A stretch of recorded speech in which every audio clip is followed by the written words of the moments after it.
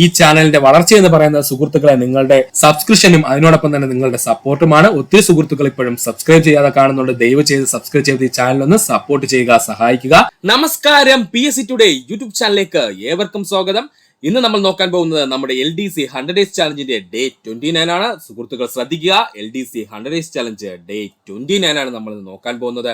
എന്താണ് ഈ ദിവസം നമുക്ക് പഠിക്കാനുള്ളതെന്ന് നോക്കാം. ഇന്ന് നമ്മൾ പ്രധാനമായും നോക്കാൻ പോകുന്നത് important amendments on Indian constitution. Indian ഭരണഘടനയിൽ വന്നിട്ടുള്ള പ്രധാനപ്പെട്ട ഭരണഘടനാ ഭേദഗതികളാണ് നമ്മൾ നോക്കാൻ പോകുന്നത്, അല്ലെങ്കിൽ അമെന്റ്മെന്റ്സ് ആണ് നോക്കാനുള്ളത്. PSCയുടെ സ്ഥിരം ചോദ്യമേഖലയാണിത്. അതുകൊണ്ട് പ്രധാനപ്പെട്ട അമെന്റ്മെന്റ്സ് എല്ലാം നമ്മൾ പഠിച്ചു തീർക്കേണ്ടതുണ്ട്. നമുക്ക് നോക്കാം എന്തൊക്കെയാണ് ഇന്ത്യൻ കോൺസ്റ്റിറ്റ്യൂഷനിലെ പ്രധാനപ്പെട്ട അമെന്റ്മെന്റ്സ് അല്ലെങ്കിൽ ഭരണഘടനാ ഭേദഗതികൾ എന്ന്. ഇന്ത്യൻ ഭരണഘടനയിലെ പ്രധാന ഭേദഗതികളാണ് നമ്മൾ നോക്കാൻ പോകുന്നത്. ഭരണഘടനാ ഭേദഗതിയെ കുറിച്ച് പ്രതിപാദിക്കുന്ന ഭരണഘടനയിലെ ഭാഗം 20 ആണ്. ഭരണഘടനാ ഭേദഗതിയെ കുറിച്ച് പ്രതിപാദിക്കുന്ന ഭരണഘടനയിലെ ഭാഗം ഏതാണ് എന്ന് ചോദിച്ചു കഴിഞ്ഞാൽ അത് ഭാഗം 20 ആണ്. ഭരണഘടനാ ഭേദഗതിയെ കുറിച്ച് പ്രതിപാദിച്ചിരിക്കുന്ന ഭരണഘടനയുടെ ആർട്ടിക്കിൾ എന്ന് ചോദിച്ചാൽ ആർട്ടിക്കിൾ 368 ആണ്. പഠിച്ചോളുക, ഭരണഘടനാ ഭേദഗതിയെ കുറിച്ച് പ്രതിപാദിച്ചിരിക്കുന്ന ഭരണഘടനയിലെ ആർട്ടിക്കിൾ എന്ന് ചോദിച്ചാൽ ആർട്ടിക്കിൾ 368 ആണ്. ഇതൊരു പ്രീവിയസ് ക്വസ്റ്റ്യൻ ആണ്, പഠിക്കുക. ഭരണഘടനാ ഭേദഗതി എന്ന ആശയം ഇന്ത്യൻ ഭരണഘടന കടമെടുത്തിരിക്കുന്ന രാജ്യം ദക്ഷിണാഫ്രിക്ക. ഭരണഘടനാ ഭേദഗതി എന്ന ആശയം ഇന്ത്യൻ ഭരണഘടന കടമെടുത്തിരിക്കുന്ന രാജ്യം ചോദിച്ചാൽ അത് ദക്ഷിണാഫ്രിക്കയാണ്. വീണ്ടും വന്നിരിക്കുന്നു പ്രീവിയസ് ക്വസ്റ്റ്യൻ.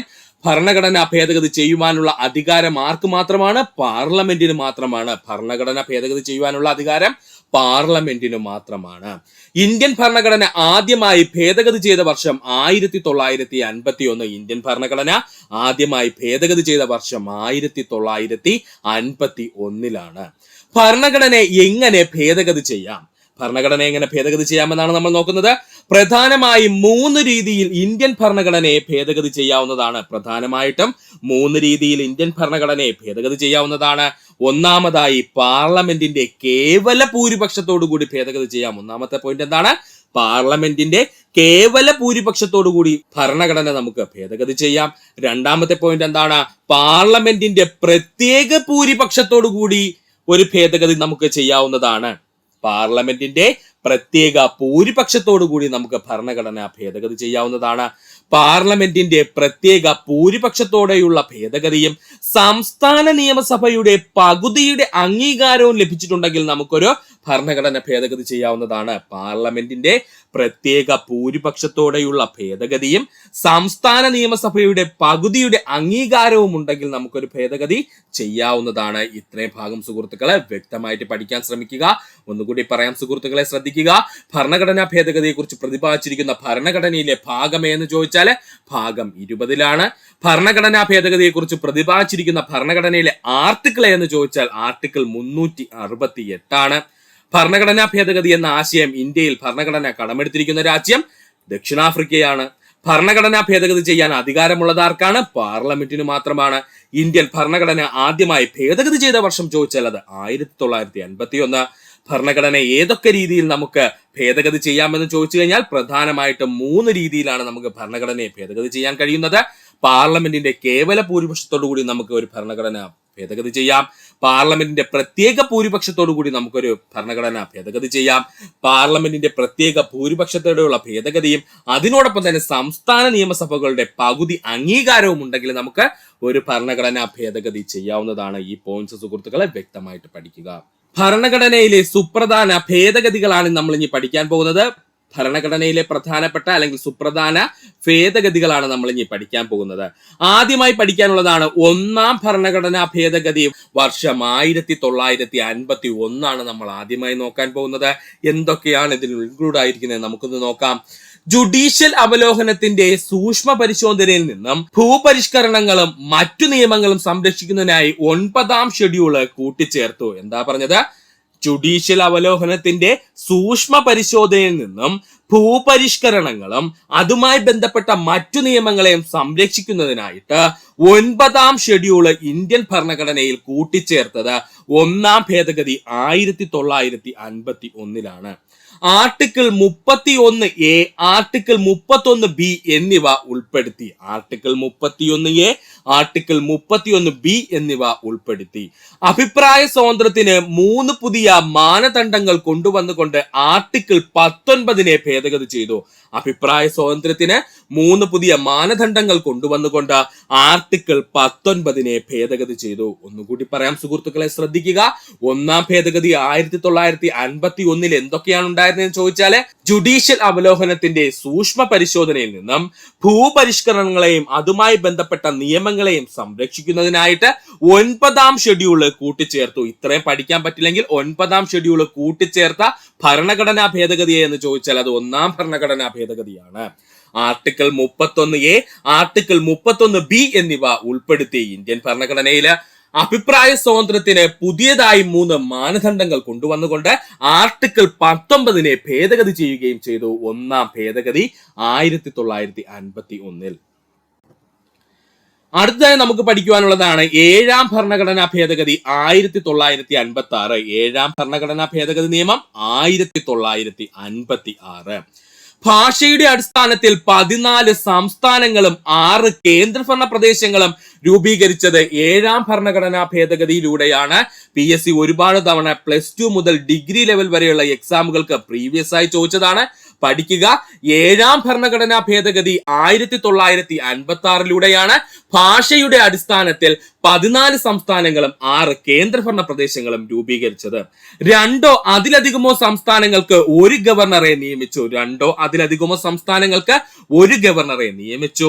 2 അതിലധികമോ സംസ്ഥാനങ്ങൾക്ക് പൊതുവായ ഒരു ഹൈക്കോടതി സ്ഥാപിച്ചു. 2 അതിലധികമോ സംസ്ഥാനങ്ങൾക്ക് പൊതുവായ ഒരു ഹൈക്കോടതി സ്ഥാപിച്ചത് ഏത് ഭരണഘടനാ ഭേദഗതി മൂലമാണെന്ന് ചോദിച്ചാൽ അത് 7ാം ഭരണഘടനാ ഭേദഗതി മൂലമാണ്. പഠിക്കുക. ഹൈക്കോടതിയുടെ അധികാര പരിധി കേന്ദ്രഭരണ പ്രദേശങ്ങളിലേക്ക് വ്യാപിപ്പിക്കുകയും ഹൈക്കോടതിയുടെ അധികാരവും ആക്ടിംഗ് ജഡ്ജിമാരുടെ നിയമനവും നിർവചിക്കുകയും ചെയ്തു 7ാം ഭരണഘടനാ ഭേദഗതിയിലൂടെ. ഹൈക്കോടതിയുടെ അധികാര പരിധി കേന്ദ്രഭരണ പ്രദേശങ്ങളിലേക്ക് വ്യാപിപ്പിക്കുകയും ഹൈക്കോടതിയുടെ അധികാരവും ആക്ടിംഗ് ജഡ്ജിമാരുടെ നിയമനവും നിർവചിക്കുകയും ചെയ്തു 7ാം ഭരണഘടനാ ഭേദഗതിയിലൂടെ. പഠിക്കുക. ഭാഗം 17 പുതിയ ആർട്ടിക്കിളായ 350A-യും 350B-യും കൂട്ടിച്ചേർത്തു.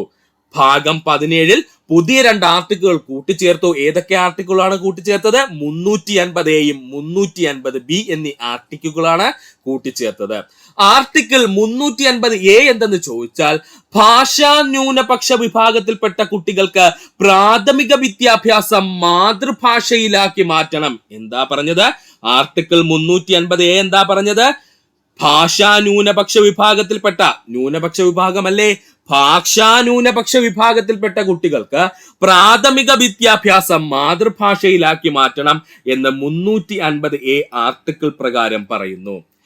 ആർട്ടിക്കിൾ 350B പ്രകാരം ഭാഷാ ന്യൂനപക്ഷങ്ങൾക്ക് വേണ്ടി സ്പെഷ്യൽ ഓഫീസറെ നിയമിച്ചു. ആർട്ടിക്കിൾ 350B പ്രകാരം ഭാഷാ ന്യൂനപക്ഷങ്ങൾക്ക് വേണ്ടി സ്പെഷ്യൽ ഓഫീസറെ നിയമിക്കുകയും ചെയ്തു. പഠിക്കുക. ഒന്നുകൂടി പറയാം സുഹൃത്തുക്കളെ, ശ്രദ്ധിക്കുക. 7ാം ഭരണഘടനാ ഭേദഗതി നിയമം 1956 നമ്മൾ പറഞ്ഞത്. ഭാഷയുടെ അടിസ്ഥാനത്തിൽ 14 സംസ്ഥാനങ്ങളും 6 കേന്ദ്രഭരണ പ്രദേശങ്ങളും രൂപീകരിച്ചത് 7ാം ഭരണഘടനാ ഭേദഗതിയിലൂടെയാണ്. 2 അതിലധികമോ സംസ്ഥാനങ്ങൾക്ക് ഒരു ഗവർണറെ നിയമിച്ചു. 2 അതിലധികമോ സംസ്ഥാനങ്ങൾക്ക് പൊതുവായ ഒരു ഹൈക്കോടതി സ്ഥാപിക്കുന്നു. ഹൈക്കോടതിയുടെ അധികാര പരിധി കേന്ദ്രഭരണ പ്രദേശങ്ങളിലേക്ക് കൂടി വ്യാപിപ്പിക്കുകയും ഹൈക്കോടതിയുടെ അധികാരവും ആക്ടിംഗ് ജഡ്ജിമാരുടെ നിയമനവും നിർവചിക്കുകയും ചെയ്തു. ഭാഗം 17 പുതിയ ആർട്ടിക്കിളായ 350A-യും 350B എന്നിവ കൂട്ടിച്ചേർത്തു. ആർട്ടിക്കിൾ 350A എന്ന് പറഞ്ഞു കഴിഞ്ഞാൽ ഭാഷാ ന്യൂനപക്ഷ വിഭാഗത്തിൽപ്പെട്ട കുട്ടികൾക്ക് പ്രാഥമിക വിദ്യാഭ്യാസം മാതൃഭാഷയിൽ നൽകണം. ആർട്ടിക്കിൾ 350B എന്താണ് പറയുന്നതെന്ന് ചോദിച്ചാൽ ഭാഷാ ന്യൂനപക്ഷങ്ങൾക്ക് വേണ്ടി സ്പെഷ്യൽ ഓഫീസറെയും നിയമിച്ചു. പഠിക്കുക. അടുത്തതായി നമുക്ക് പഠിക്കുവാനുള്ളതാണ് 8ാം ഭരണഘടനാ ഭേദഗതി നിയമം 1960. 8ാം ഭരണഘടനാ ഭേദഗതി നിയമം 1960. പട്ടികജാതി പട്ടികവർഗത്തിലുള്ളവരുടെ സീറ്റുകളുടെ വിപുലീകരണം 8ാം ഭരണഘടനാ ഭേദഗതി നിയമപ്രകാരമായിരുന്നു. ലോകസഭ സംസ്ഥാന നിയമസഭകളിലെ ആംഗ്ലോ ഇന്ത്യക്കാർക്കുള്ള പ്രത്യേക പ്രാതിനിധ്യം ഉറപ്പാക്കുന്ന ഭരണഘടനാ ഭേദഗതി ഏത് എന്ന് ചോദിച്ചാൽ അത് 8ാം ഭരണഘടനാ ഭേദഗതിയാണ്. പഠിച്ചോളനെ. ലോകസഭ സംസ്ഥാന നിയമസഭകളിലെ ആംഗ്ലോ ഇന്ത്യക്കാർക്കുള്ള പ്രത്യേക പ്രാതിനിധ്യം ഉറപ്പാക്കുന്നതിന് സഹായിച്ച ഭരണഘടനാ ഭേദഗതി എന്ന് ചോദിച്ചാൽ അത് 8ാം ഭരണഘടനാ ഭേദഗതി നിയമം 1960 ആണ്. അടുത്തതായി നമ്മൾ പഠിക്കാൻ പോകുന്നതാണ് 24ാം ഭരണഘടനാ ഭേദഗതി നിയമം 1971. 24ാം ഭരണഘടനാ ഭേദഗതി നിയമം 1971.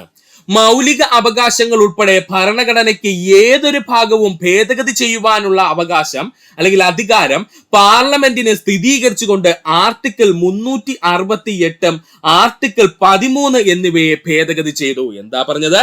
മൗലിക അവകാശങ്ങൾ ഉൾപ്പെടെ ഭരണഘടനയിലെ ഏതൊരു ഭാഗവും ഭേദഗതി ചെയ്യുവാനുള്ള അവകാശം ആർക്ക് നൽകി? പാർലമെന്റിന് നൽകുകയും അങ്ങനെ നൽകണമെങ്കിൽ ആർട്ടിക്കിൾ 368 ആർട്ടിക്കിൾ 13 ഭേദഗതി ചെയ്യണമായിരുന്നു. അവരെ ഭേദഗതി ചെയ്യുകയും ചെയ്തു. 24ാം ഭരണഘടനാ ഭേദഗതി നിയമപ്രകാരം പഠിക്കുക. പാർലമെന്റിന്റെ ഇരുസഭകളും അംഗീകരിച്ച ഭരണഘടനാ ഭേദഗതി രാഷ്ട്രപതിയുടെ അംഗീകാരത്തിനായി സമർപ്പിക്കുമ്പോൾ അദ്ദേഹം സമ്മതം നൽകാൻ ബാധ്യസ്ഥനാണ് എന്നും ഈ ഭേദഗതി പ്രകാരം പറയുന്നു. അപ്പോ പാർലമെന്റിലെ ഇരുസഭകൾ എന്ന് വെച്ചാൽ ഏതാ സുഹൃത്തുക്കളെ? ലോകസഭയും രാജ്യസഭയും. അപ്പൊ ഈ ലോകസഭയും രാജ്യസഭയും അംഗീകരിച്ച ഒരു ഭരണഘടനാ ഭേദഗതി ഉണ്ട് എങ്കിൽ ആ ഭരണഘടനാ ഭേദഗതി രാഷ്ട്രപതിയുടെ അംഗീകാരത്തിനായിട്ട് സമർപ്പിക്കുമ്പോൾ അദ്ദേഹത്തിന് സമ്മതം നൽകാൻ ബാധ്യസ്ഥനാണ്. അല്ലാതെ അതിനെ മാറ്റിവെക്കാൻ അദ്ദേഹത്തിന് അധികാരമില്ല. അദ്ദേഹം എന്ത് ചെയ്യണം? സമ്മതം നൽകണം, അല്ലെങ്കിൽ ആ നിയമ ഭേദഗതിയിൽ ഒപ്പുവെക്കണമെന്ന് ഏത് നിയമപ്രകാരം പറഞ്ഞിരിക്കുന്നു? 24ാം ഭരണഘടനാ ഭേദഗതി നിയമപ്രകാരം പറഞ്ഞിരിക്കുന്നു. പഠിക്കുക. ഒന്നുകൂടി പറയാം സുഹൃത്തുക്കളെ, ശ്രദ്ധിച്ചിരിക്കുക. 8ാം ഭരണഘടനാ ഭേദഗതി നിയമം 1960 എന്താ പറഞ്ഞത്? പട്ടികജാതി പട്ടികവർഗത്തിലുള്ളവരുടെ സീറ്റുകളുടെ വിപുലീകരണത്തെ കുറിച്ച് പറഞ്ഞു. ലോകസഭ സംസ്ഥാന നിയമസഭകളിലെ ആംഗ്ലോ ഇന്ത്യക്കാർക്കായുള്ള പ്രത്യേക പ്രാതിനിധ്യം ഉറപ്പാക്കുന്നതും 8ാം ഭരണഘടനാ ഭേദഗതി നിയമം 1960 പ്രകാരമാണ്. രണ്ടാമത്തെ പോയിന്റ് എന്താ പറഞ്ഞത്? 24ാം ഭരണഘടനാ ഭേദഗതി നിയമം 1971 പ്രകാരം മൗലിക അവകാശങ്ങൾ ഉൾപ്പെടെ ഭരണഘടനയുടെ ഏതൊരു ഭാഗവും ഭേദഗതി ചെയ്യാനുള്ള അവകാശം പാർലമെന്റിന് നൽകി, അല്ലെങ്കിൽ അധികാരം പാർലമെന്റിന് നൽകി. ഇതിനു വേണ്ടിയിട്ട് ആർട്ടിക്കിൾ 368 ആർട്ടിക്കിൾ 13 ഭേദഗതി ചെയ്യുകയും ചെയ്തു. പാർലമെന്റിലെ ഇരുസഭകളും അംഗീകരിച്ച ഭരണഘടനാ ഭേദഗതി രാഷ്ട്രപതിയുടെ അംഗീകാരത്തിനായി സമർപ്പിക്കുമ്പോൾ അദ്ദേഹം സമ്മതം നൽകാൻ ബാധ്യസ്ഥനാണ് എന്നും ഈ ഭേദഗതി പ്രകാരം പറയുന്നു. പഠിക്കുക. അടുത്തതായി നമുക്ക് പഠിക്കുവാനുള്ളതാണ് 26ാം ഭരണഘടനാ ഭേദഗതി നിയമം 1971. 26ാം ഭരണഘടനാ ഭേദഗതി നിയമം 1971 നമ്മൾ ഇനി നോക്കാൻ പോകുന്നത്. നമുക്ക് നോക്കാം. ആർട്ടിക്കിൾ 363 ഭരണഘടനയുടെ ഭാഗമാക്കി മാറ്റിയത് 26ാം ഭരണഘടനാ ഭേദഗതിയിലൂടെ. ആർട്ടിക്കിൾ 363 ഭരണഘടനയുടെ ഭാഗമാക്കി മാറ്റിയത് 26ാം ഭരണഘടനാ ഭേദഗതി നിയമപ്രകാരമാണ്. മുൻ ഭരണാധികാരികൾക്ക് നൽകിയിരുന്ന പ്രിവ്യൂ പേഴ്സ് നിർത്തലാക്കൽ പ്രാബല്യത്തിൽ വന്നത് 26ാം ഭരണഘടനാ ഭേദഗതി പ്രകാരമാണ്. പഠിക്കണേ, ഇമ്പോർട്ടന്റ് ആണ്. മുൻ ഭരണാധികാരികൾക്ക് നൽകിയിരുന്ന പ്രിവ്യൂ പേഴ്സ് നിർത്തലാക്കൽ പ്രാബല്യത്തിൽ വന്നത് 26ാം ഭരണഘടനാ ഭേദഗതി നിയമം 1971 പഠിക്കുക. അടുത്തതായി നമ്മൾ പഠിക്കാൻ പോകുന്നതാണ് 42ാം ഭരണഘടനാ ഭേദഗതി നിയമം 1976. മോസ്റ്റ് ഇമ്പോർട്ടന്റ് ആയിട്ടുള്ളതാണ്. PSCയിലെ ഏറ്റവും കൂടുതൽ പ്രീവിയസ് ആയി ചോദിച്ചുള്ള ഭരണഘടനാ ഭേദഗതി എന്ന് ചോദിച്ചാൽ 42ാം അമെന്റ്മെന്റ് അല്ലെങ്കിൽ ഭരണഘടനാ ഭേദഗതിയാണ്. ഇതുകൊണ്ട് തന്നെ ഇത് വ്യക്തമായിട്ട് സുഹൃത്തുക്കൾ പഠിക്കുക. അത്രയും ഇമ്പോർട്ടന്റ് ആണ്. ഇത് പഠിക്കാൻ നിങ്ങൾ എക്സാം അപ്പിയർ ചെയ്യരുത്. ഈ ഭാഗത്ത് നിന്ന് ഒരു ചോദ്യം ചോദിക്കും. അത്രയും ഇമ്പോർട്ടന്റ് ആണ് 42ാം ഭരണഘടനാ ഭേദഗതി. അപ്പൊ നമുക്ക് നോക്കാം. 42ാം ഭരണഘടനാ ഭേദഗതി നിയമം വന്നത് 1976. മിനി കോൺസ്റ്റിറ്റ്യൂഷൻ എന്നറിയപ്പെടുന്ന ഭരണഘടനാ ഭേദഗതി 42ാം ഭരണഘടനാ ഭേദഗതി 1976. മിനി കോൺസ്റ്റിറ്റ്യൂഷൻ എന്ന പേരിൽ അറിയപ്പെടുന്ന ഭരണഘടനാ ഭേദഗതി ഏതാണ്? 42ാം ഭരണഘടനാ ഭേദഗതി, വർഷം 1976. 42ാം ഭരണഘടനാ ഭേദഗതി പാർലമെന്റ് പാസാക്കിയ വർഷം 1976. 42ാം ഭരണഘടനാ ഭേദഗതി പാർലമെന്റ് പാസാക്കിയ വർഷം 1976. 42ാം ഭരണഘടനാ ഭേദഗതി നിയമം നിലവിൽ വന്ന വർഷം 1977 ജനുവരി 3. 42ാം ഭരണഘടനാ ഭേദഗതി നിയമം നിലവിൽ വന്ന വർഷം 1977 ജനുവരി മാസം 3-ാം തീയതിയാണ്. ഒന്നുകൂടി പറയാം സുഹൃത്തുക്കളെ, ശ്രദ്ധിക്കുക. 42ാമത്തെ ഭരണഘടനാ ഭേദഗതി നിയമം 1976 ഏറ്റവും ഇമ്പോർട്ടന്റ് ആയിട്ടുള്ള ഒരു പോയിന്റ് ആണ്. മിനി കോൺസ്റ്റിറ്റ്യൂഷൻ എന്നറിയപ്പെടുന്നത് തന്നെ 42ാം ഭരണഘടനാ ഭേദഗതിയാണ്.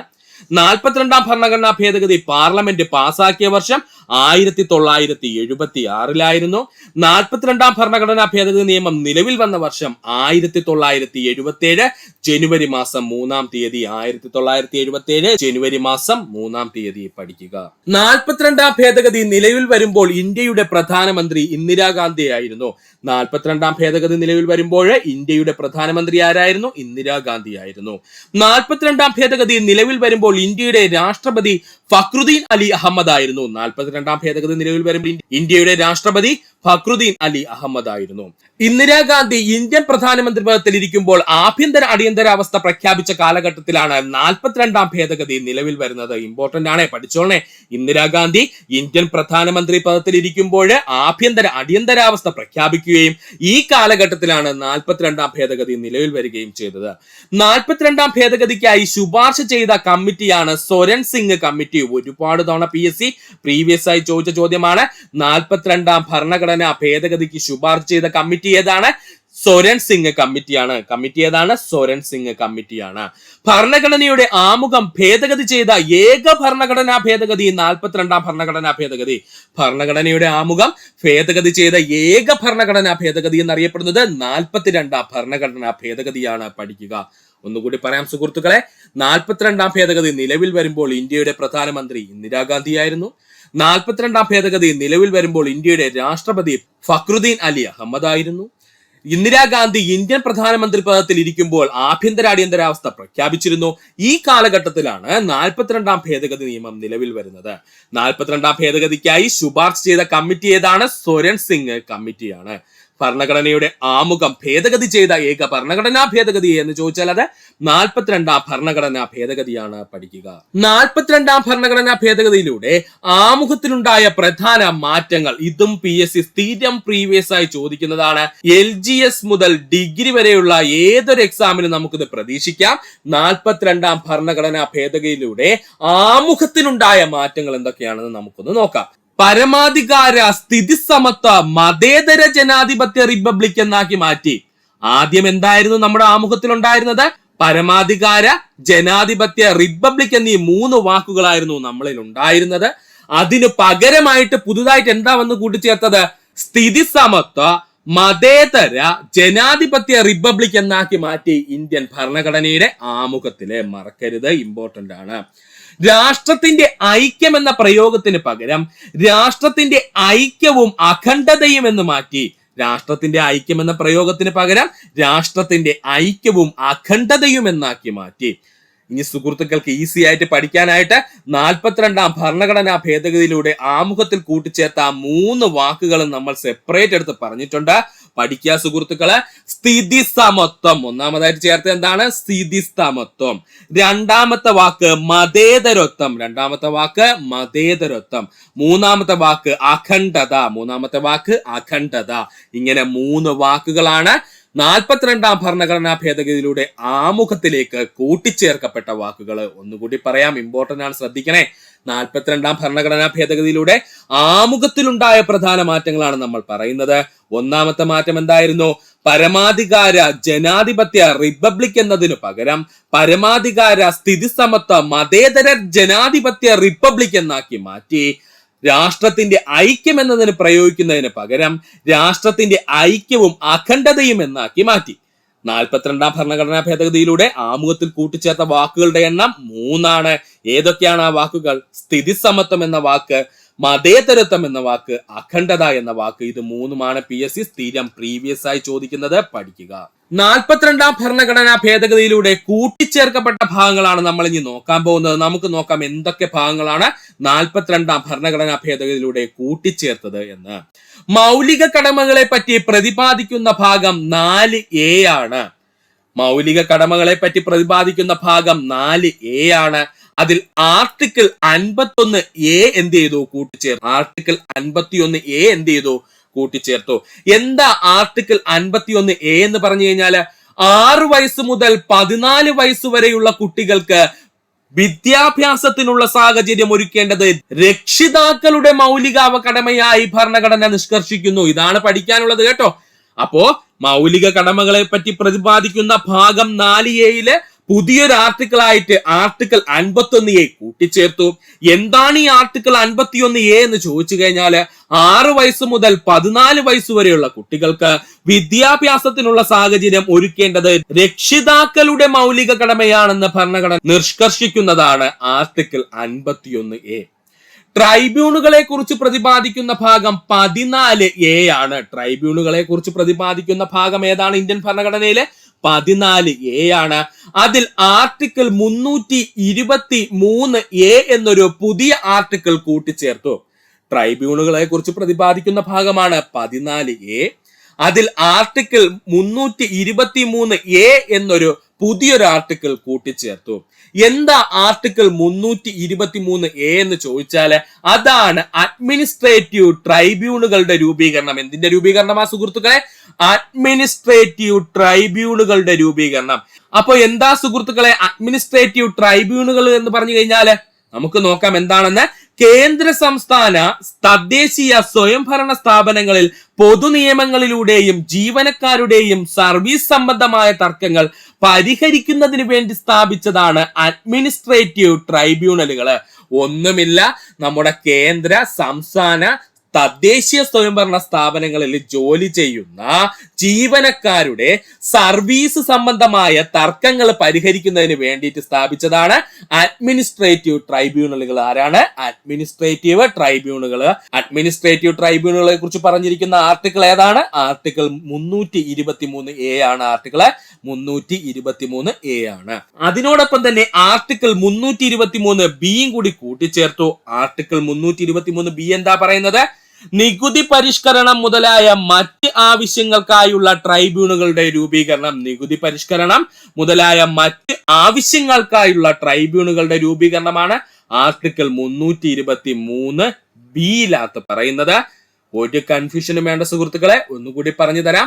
42ാം ഭരണഘടനാ ഭേദഗതിയിലൂടെ കൂട്ടിച്ചേർത്ത ഭാഗങ്ങളാണ് നമ്മൾ പറയാൻ പോകുന്നത്. ആദ്യമായിട്ട് നമുക്ക് പഠിക്കാനുള്ളത് മൗലിക കടമകളെ പറ്റി പ്രതിപാദിക്കുന്ന ഇന്ത്യൻ ഭരണഘടനയുടെ ഭാഗം എന്ന് ചോദിച്ചാൽ എല്ലാവർക്കും അറിയാം 4A ആണ്. അതിൽ ആർട്ടിക്കിൾ 51A എന്ന് പറഞ്ഞ് പുതിയൊരു ആർട്ടിക്കിൾ കൂട്ടിച്ചേർത്തു. ഈ ആർട്ടിക്കിൾ 51A എന്താണ് പറയുന്നതെന്ന് ചോദിച്ചാല് 6 വയസ്സ് മുതൽ 14 വയസ്സ് വരെയുള്ള കുട്ടികൾക്ക് വിദ്യാഭ്യാസം നൽകുന്നതിനുള്ള സാഹചര്യം ഒരുക്കേണ്ടത് രക്ഷിതാക്കളുടെ മൗലിക കടമയായി ഭരണഘടന നിഷ്കർഷിക്കുന്നു. രണ്ടാമതായിട്ട് വന്ന വ്യത്യാസം എന്താണ്? ട്രൈബ്യൂണലുകളെ കുറിച്ച് പ്രതിപാദിക്കുന്ന ഭാഗമായിരുന്നു 14A. ഇവിടെ നമ്മുടെ ഇന്ത്യൻ ഭരണഘടനയിലെ ട്രൈബ്യൂണലുകളെ കുറിച്ച് പ്രതിപാദിക്കുന്ന ഭാഗമാണ് 14A. ഇതിനകത്ത് ആർട്ടിക്കിൾ 323Aയും 323B എന്നീ 2 ആർട്ടിക്കിളുകൾ കൂട്ടിച്ചേർത്തു. ആർട്ടിക്കിൾ 323A എന്താ പറയുന്നത്? അഡ്മിനിസ്ട്രേറ്റീവ് ട്രൈബ്യൂണലുകളുടെ രൂപീകരണത്തെ കുറിച്ചാണ് പറയുന്നത്. എന്താണ് അഡ്മിനിസ്ട്രേറ്റീവ് ട്രൈബ്യൂണലുകൾ എന്ന് ചോദിച്ചു കഴിഞ്ഞാൽ കേന്ദ്ര സംസ്ഥാന തദ്ദേശീയ സ്വയംഭരണ സ്ഥാപനങ്ങളിൽ ജോലി ചെയ്യുന്ന ജീവനക്കാരുടെ സർവീസ് സംബന്ധമായ തർക്കങ്ങൾ പരിഹരിക്കുന്നതിന് വേണ്ടി രൂപീകരിച്ചിരിക്കുന്നതാണ് അഡ്മിനിസ്ട്രേറ്റീവ് ട്രൈബ്യൂണലുകൾ എന്ന് പറഞ്ഞു കഴിഞ്ഞാൽ. പിന്നെ നമ്മുടെ കയ്യിലുള്ള ഒരു ആർട്ടിക്കിൾ ആണ് 323B. 323B ആർട്ടിക്കിളും ട്രൈബ്യൂണലുകളെ കുറിച്ച് തന്നെയാണ് പറയുന്നത്. പക്ഷെ ഒരു വ്യത്യാസമുണ്ട്. ഇവിടെ പറയുന്നത് നികുതി, ഭൂപരിഷ്കരണം മുതലായ മറ്റ് ആവശ്യങ്ങൾക്കായുള്ള ട്രൈബ്യൂണലുകളുടെ രൂപീകരണമാണ് ആർട്ടിക്കിൾ 323B പറയുന്നത്. പഠിക്കുക. 42ാം ഭരണഘടനാ ഭേദഗതിയിലൂടെ കൂട്ടിച്ചേർത്ത മൗലിക കടമകളുടെ എണ്ണം 10 ആണ്. പ്രീവിയസ് ക്വസ്റ്റ്യൻ വീണ്ടും വന്നേ. 42ാം ഭരണഘടനാ ഭേദഗതിയിലൂടെ കൂട്ടിച്ചേർത്ത മൗലിക കടമകളുടെ എണ്ണം എത്രയാ സുഹൃത്തുക്കളെ? 10 ആണ്. ലോകസഭയുടെയും സംസ്ഥാന നിയമനിർമ്മാണ സഭയുടെയും കാലാവധി 5 വർഷത്തിൽ നിന്നും 6 വർഷത്തിലേക്ക് ഉയർത്തിയ ഭരണഘടനാ ഭേദഗതി 42ാം ഭരണഘടനാ ഭേദഗതിയാണ്. അതിനുശേഷം ഇത് തിരിച്ചു വീണ്ടും 5 വർഷമാക്കി കേട്ടോ. അത് നമുക്ക് അങ്ങോട്ട് വരുമ്പോ കിട്ടും. ലോകസഭയുടെയും സംസ്ഥാന നിയമനിർമ്മാണ സഭയുടെയും കാലാവധി 5 വർഷത്തിൽ നിന്നും 6 വർഷത്തേക്ക് ഉയർത്തിയ ഭരണഘടനാ ഭേദഗതി ചോദിച്ചാൽ അത് 42ാം ഭരണഘടനാ ഭേദഗതിയാണ്. Important point. ഇന്ത്യയിൽ ഒരു ഭാഗത്ത് മാത്രമായി അടിയന്തരാവസ്ഥ പ്രഖ്യാപിക്കുവാനുള്ള അധികാരം രാഷ്ട്രപതിക്ക് നൽകിയ 42ാം ഭേദഗതിയിലൂടെയാണ് ഇന്ത്യയിലെ ഒരു പ്രദേശത്ത് മാത്രമായി അടിയന്തരാവസ്ഥ പ്രഖ്യാപിക്കുവാനുള്ള അധികാരം രാഷ്ട്രപതിക്ക് നൽകിയത് 42ാം ഭരണഘടനാ ഭേദഗതിയിലൂടെയാണ്. പഠിക്കുക. ഒന്നുകൂടി പറയാൻ ശ്രദ്ധിക്കുക. 42ാം ഭരണഘടനാ ഭേദഗതിയിലൂടെ കൂട്ടിച്ചേർത്ത മൗലിക കടമകളുടെ എണ്ണം എത്രയാ സുഹൃത്തുക്കളെ? 10 ആണ്.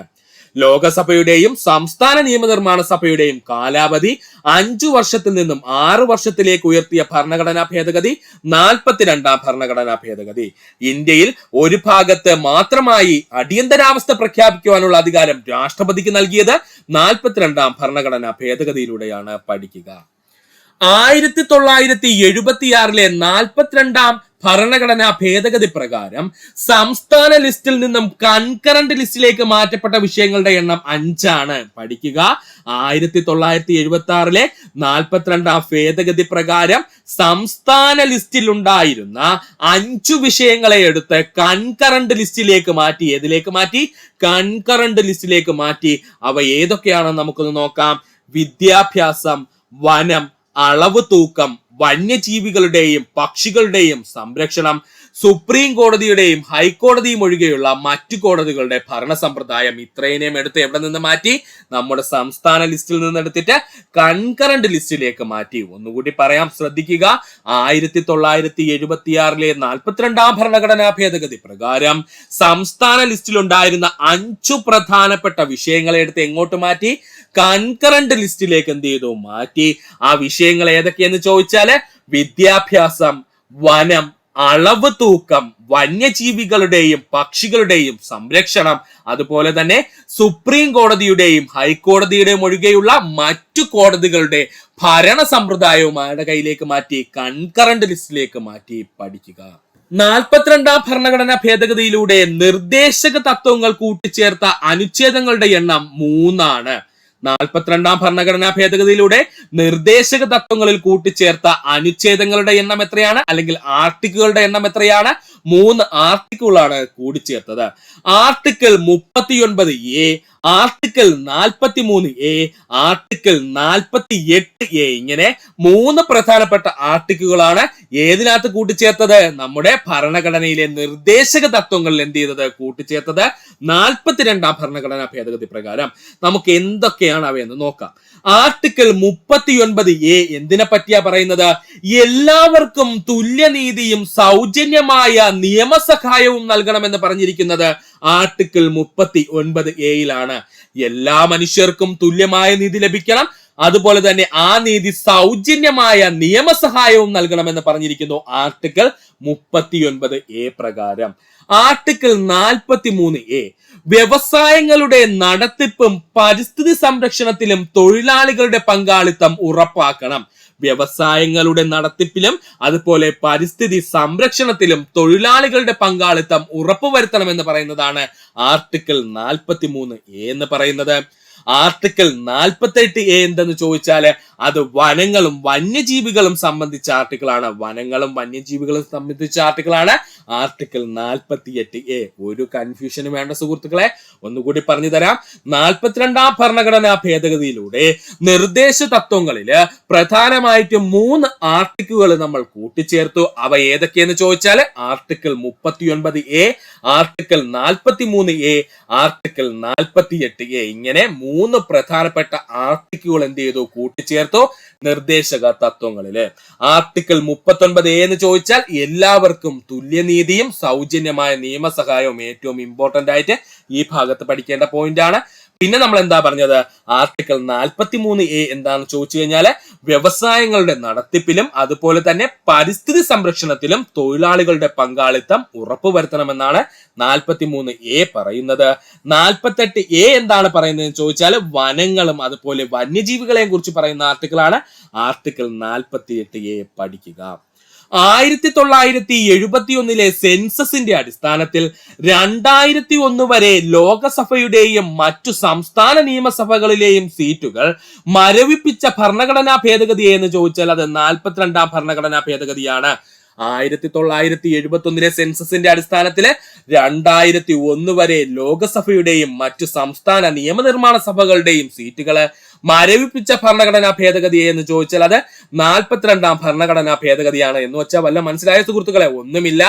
ഈ 1971 സെൻസസ് പ്രകാരം 2001 വരെ ലോകസഭയിലോ മറ്റു നിയമനിർമ്മാണ സഭയിലോ സീറ്റുകളുടെ എണ്ണം കൂട്ടുവാൻ കഴിയില്ല.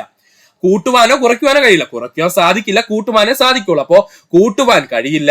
ഇവിടെ എന്താ സംഭവിച്ചതെന്ന് ചോദിച്ചാൽ 1971 സെൻസസിന്റെ ബേസിസിൽ ഇവിടെ വന്നപ്പോഴേക്കും 2001 വരെ എന്ത് ചെയ്യണം, സീറ്റുകൾക്ക് ഒരു വ്യത്യാസവും പാടില്ല. അത് ലോകസഭയായാലും ശരി, സംസ്ഥാന നിയമനിർമ്മാണ സഭയായാലും ശരി, സീറ്റുകള് ചേഞ്ച് ചെയ്യാൻ, എണ്ണം കൂട്ടുവാൻ പാടില്ല. അവിടെ അങ്ങ് മരവിപ്പിച്ച് വെച്ച് കേട്ടോ. എത്രയാണോ സീറ്റ് അത്രയും സീറ്റ് മതിയെന്ന് അങ്ങ് മരവിപ്പിച്ച് വെച്ചു. അതാണ് കേട്ടോ ഈ പോയിന്റിൽ പറഞ്ഞത്. 42ാം ഭരണഘടനാ ഭേദഗതിയിലൂടെ സംസ്ഥാനങ്ങളിലെ രാഷ്ട്രപതി ഭരണം ഒരു പ്രാവശ്യത്തേക്ക് 6 മാസം എന്നതിൽ നിന്നും 1 വർഷത്തേക്ക് എന്ത് ചെയ്തു, വർദ്ധിപ്പിച്ചു. 42ാം ഭരണഘടനാ ഭേദഗതിയിലൂടെ സംസ്ഥാനങ്ങളിലെ രാഷ്ട്രപതി ഭരണം ഒരു പ്രാവശ്യം 6 മാസത്തിൽ നിന്നും 1 വർഷമാക്കി വർദ്ധിപ്പിച്ചു.